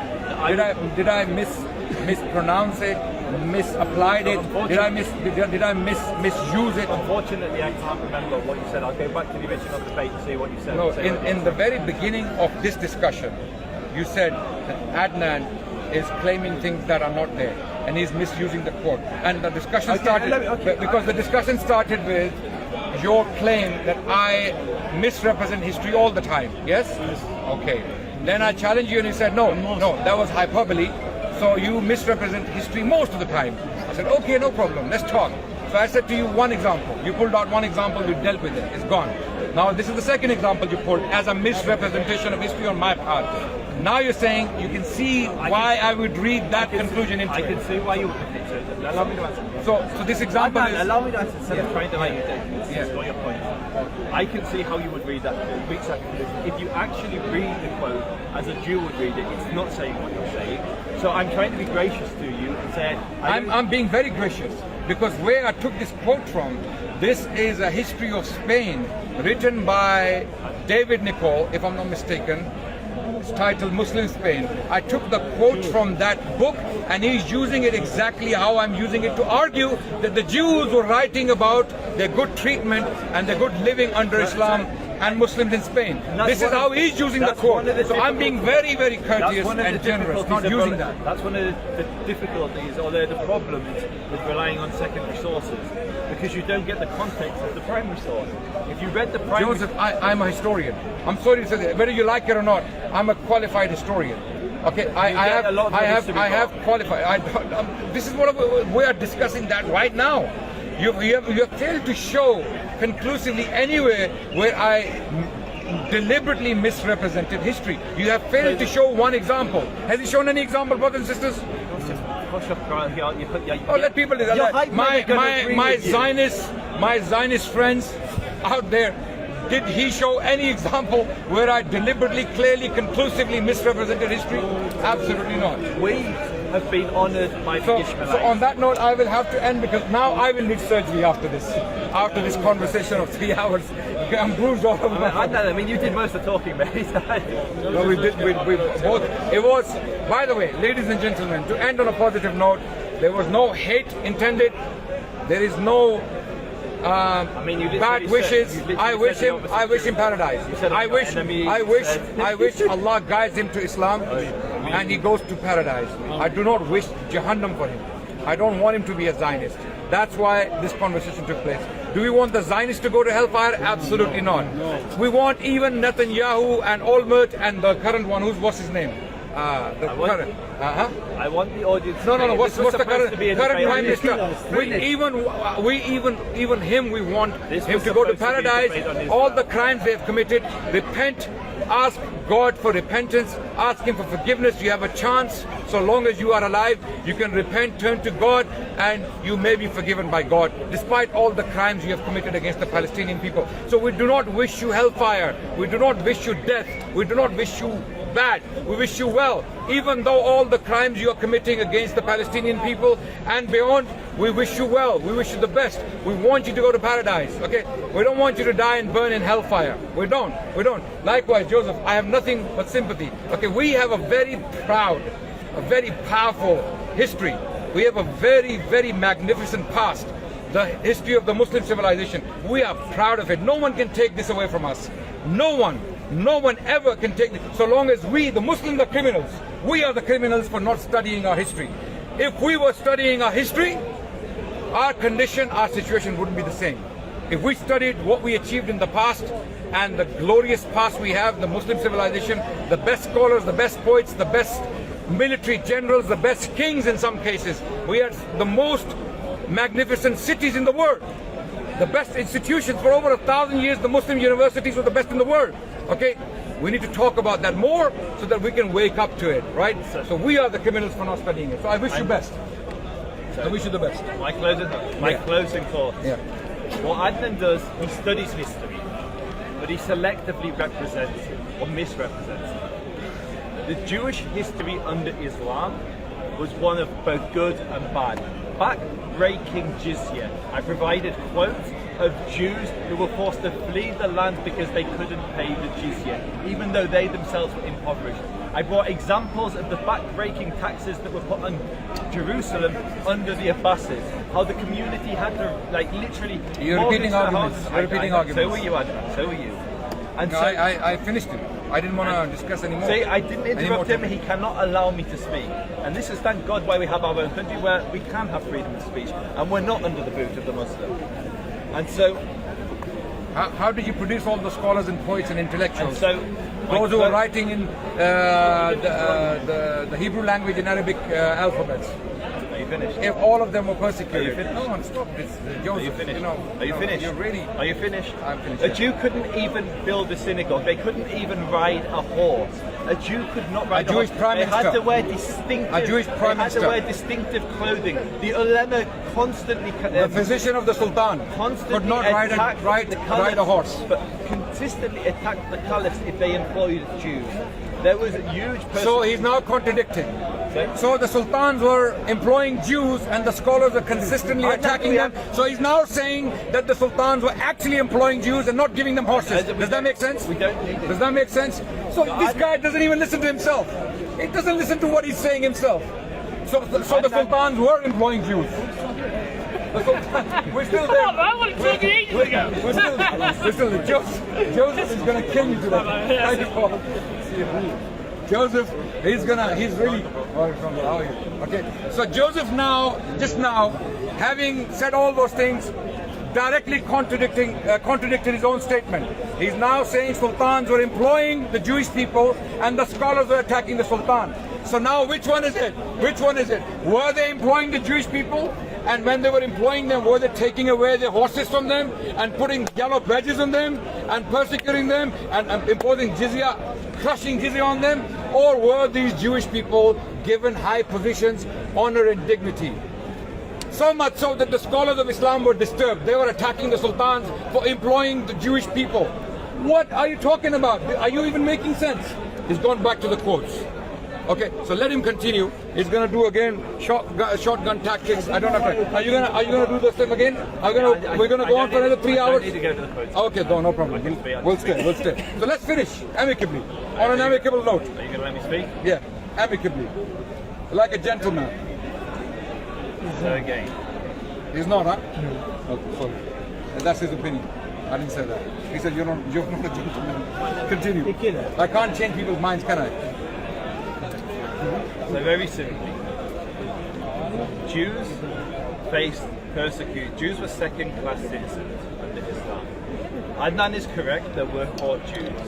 They were what? Court Jews. They're very well, the court Jews is what they is. Amnon Cohen wasn't saying that. He was talking about Jewish businessmen flourishing, happy. The Jewish subjects of the Sultan had nothing to mourn. Adnan, what's a court Jew? These are not court Jews. But what is a court Jew? A court Jew is an employee of the Sultan. It's not just an employee of the Sultan, it's anyone who has an official role within. So that's an employee of the Sultan. And so that's a court Jew. Al-Rashid ruled that the only position they could hold was a money changer or was a physician. And with Abdurrahman III in Spain, the only position they could hold was a prime minister. Right? And in Granada, in the 11th century, in 1060s, Samuel Hanagid could only take the prime minister's position. You see what he's doing? Are we having you see what he's doing? Are you going to let me finish one sentence? Are you going to let me finish one sentence in this debate? Seriously. No, if you're gonna spew this kind of stuff, I'm gonna come back. You're gonna talk about Harun al-Rashid giving the money change. Hey, now he's contradicting himself. So Harun al-Rashid now is giving jobs to the Jewish people. I thought they were persecuted. They were being killed. What the hell are you saying, man? Are you even listening to yourself? First you said sultans were employing them, the scholars were attacking them. That means the sultans were employing them, they were in good positions. Now you're saying Harun al-Rashid was giving them money changes. What am I saying, Adnan? You're saying the Jews were persecuted, and then you are giving us evidence to the contrary, that the sultans were employing them, Harun al-Rashid was giving them jobs. Would you let me speak? Go on. So very simply, I'll end with what I started with. the Jewish history under Islam was mixed. The reason why good. The reason We're getting somewhere. The reason It's now mixed. Adnan, I think you're going to let me speak. From a very bad, evil experience, the Jewish people, they're suffering. Now we have come to mix. At least there is a mix now. Alhamdulillah. Yeah. Jewish history under Islam. Inshallah, 2 more times you're going to be a Muslim soon, inshallah. Inshallah, 2 more debates. 2 more, inshallah. 2 more debates, you'll be a Muslim, inshallah. He's making progress. He's getting it. Jewish history under Islam was mixed. Anyone familiar with Islamic sources knows that there were Jews in positions of authority, and the reason they were in those positions of authority was because they were skilled at that. So when it comes to being a doctor, there were Jews were some of the best doctors in the medieval period. Thank you. In both Christendom and Islam. Not. Continue. You make your points, and I won't stop. Jews and Christians, because of the previous kingdoms, the Christian kingdoms they lived under, were skilled at tax collecting and money, certainly in the Jews' case, money lending, money changing. And so Jews and Christians were given these positions by the caliphs because it was in their interest to use this skilled labour. The people, the Muslims and the ulama, were outraged by this, and so what tended to happen was those Jewish tax collectors, those Jewish doctors would find themselves fired, would find themselves persecuted. And Example. Where one physician was fired from his position. Isn't this amazing? Amazing discussion, isn't it? One example of a Jewish physician who was fired from his position because the ulama made noise. Why would ulama remove a useful doctor from his position and let people die? What kind of fatwa is this? Huh? If a Jewish doctor is doing a good job, why would you remove him from his position? It doesn't make sense. So he just made a claim, and I want him to give evidence. That's why. Okay. A Jewish doctor removed from his position. This is from Nisam al-Mulk. Sorry? Nisam al-Mulk. What's that? It's a Muslim historian. Huh? A Muslim historian. Nizam al-Mulk. Nizam al-Mulk. Yeah. No, he's not a historian. Okay, he was a vizier. Okay, vizier. He was a vizier in Baghdad in the 10th century. Umar ibn al-Khattab appointed a Jewish tax collector in Iraq. After Muslims complained, Umar sacked him. Sa'id ibn al-Waqas examined the issue of the Jewish tax collectors and found that only this one knew the work properly. Umar said, act as if the Jew is dead. He then appointed a Muslim who was more successful. Which is an example of what I'm saying. Al-Mulk? Yes. Nizam al-Mulk is not a Muslim historian. Okay. And I can tell you this report doesn't exist. You're gonna now have to, just like you've been pestering me on sources, yeah? I now challenge you to bring this report from Umar bin Khattab, where a Jewish man was appointed. Firstly, I will do that. You can. But even if this incident is true, it really pulls the rug from your feet. Earlier you were saying Umar had banished all the Jews. He ethnically cleansed the Jews. Wait. Do you remember he said that? Okay. Umar, he ethnically cleansed them from the Hijaz. So how do you ethnically cleanse someone and then appoint them to a position of tax collector? Do you know what ethnically cleanse means? What does it mean? It means remove someone of an ethnicity from a region. It means killing off. No, it doesn't. That's genocide. Okay, go on. For a historian, you don't know your terms. Yeah, go on. Ethnic cleansing. Ethnic cleansing. So genocide has a legal definition. Ethnic cleansing doesn't, but in common parlance, it means the removal of a people based on their ethnicity. It comes from the atrocities in Serbia. Are you going to stand by this? Yes, ethnic cleansing is the removal of an ethnic group from an area.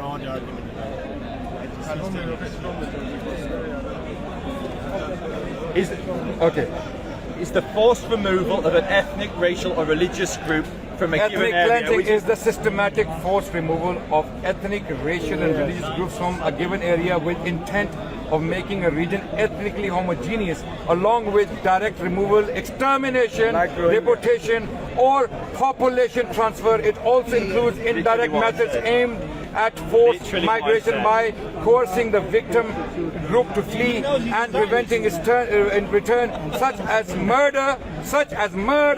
Are you listening? Adnan, literally. No. You read the first sentence and you went, hooray, yeah?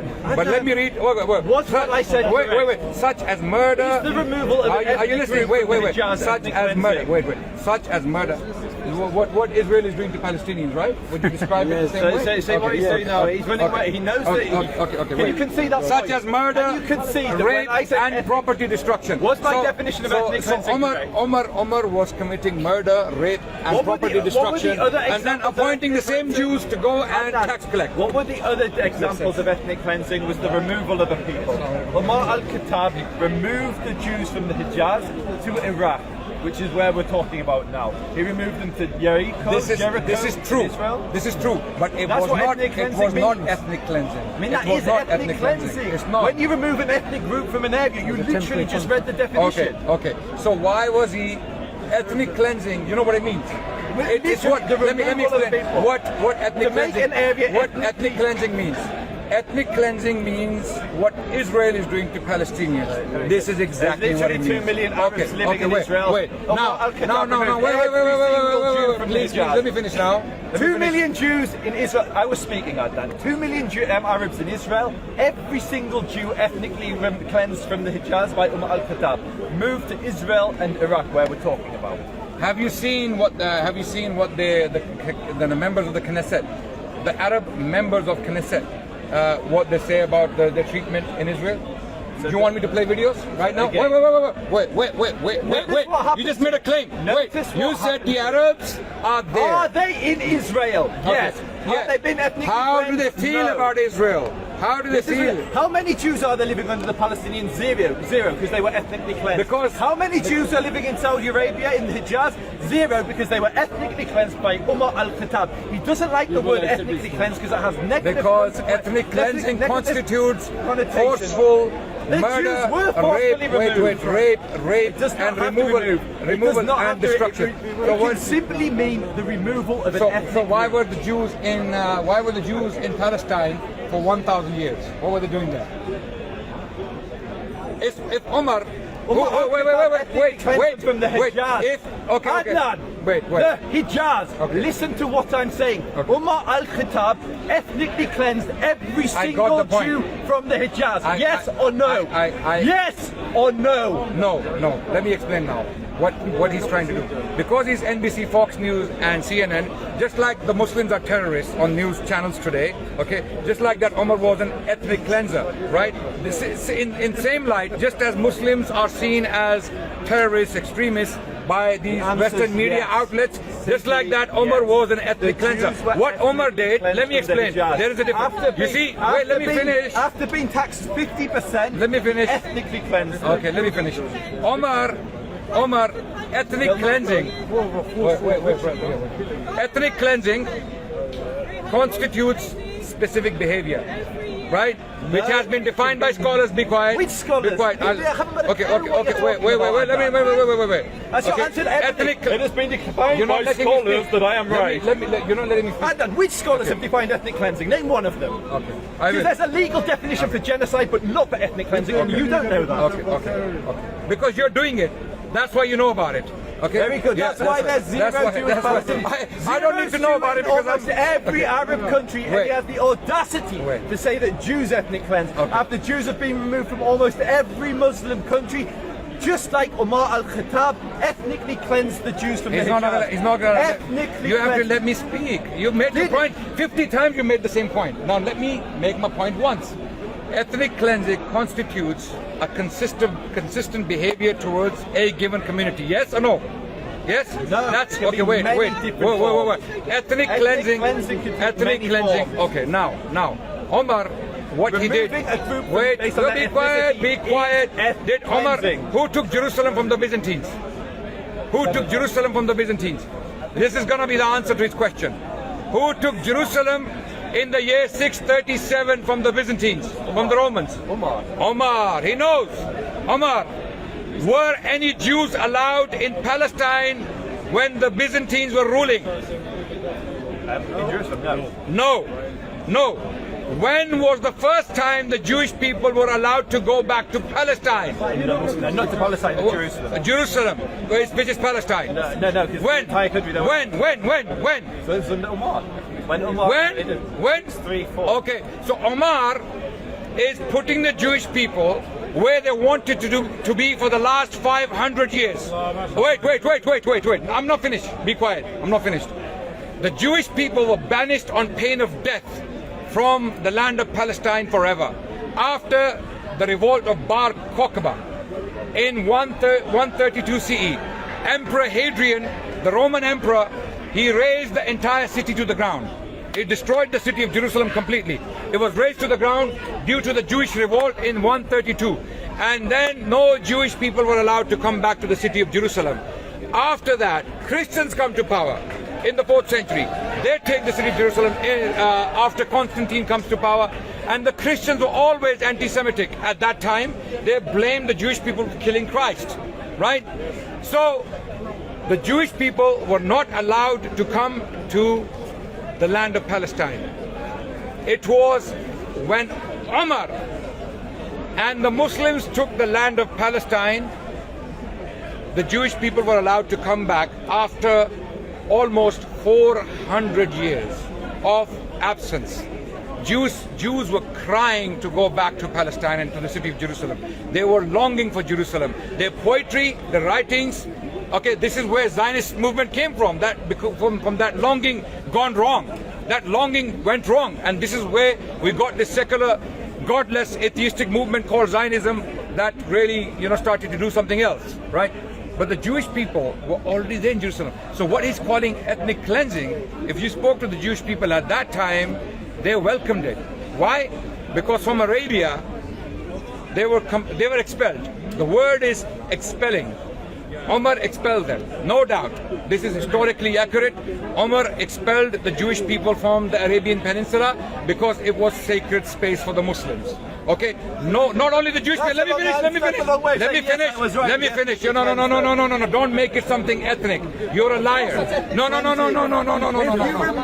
You have to let me finish. Imagine if Israel. No. Let me talk. Let me finish. Let people understand. I'm not interested in you. I'm interested in people. Let people understand. Ethnic cleansing has to be ethnic. Yes or no? Ethnic cleansing has to be ethnic. No, you're lying. That's literally Religion. No, wait. Serbia, Kosovo, Bosnia, do you even know your own history? Okay. That was based on religion. Okay. People with the who was expelled from Arabia? Who was? Jews.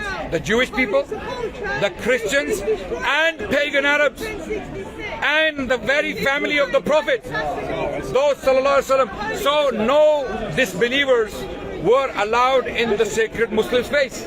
This is exactly what the law was. The rule was that even the family of the Prophet, the Arabs, were not allowed to exist in the Arabian Peninsula. So on that basis, Umar did not only ask the Jews to leave, it were the Christians of Najran, the Jewish people of Hijaz, and the pagan Arabs of Arabia. All of them were asked to leave. So your spin, your lies will not work. Okay, now, so what happens? So the Jewish people moved to Yemen, they moved to Syria, they moved to Palestine, and they flourished for the next 1,000 years, which is what Joseph, people like him, Zionists like him cannot fathom. On that note, I have to go. Sorry, my salah time. Thank you very much.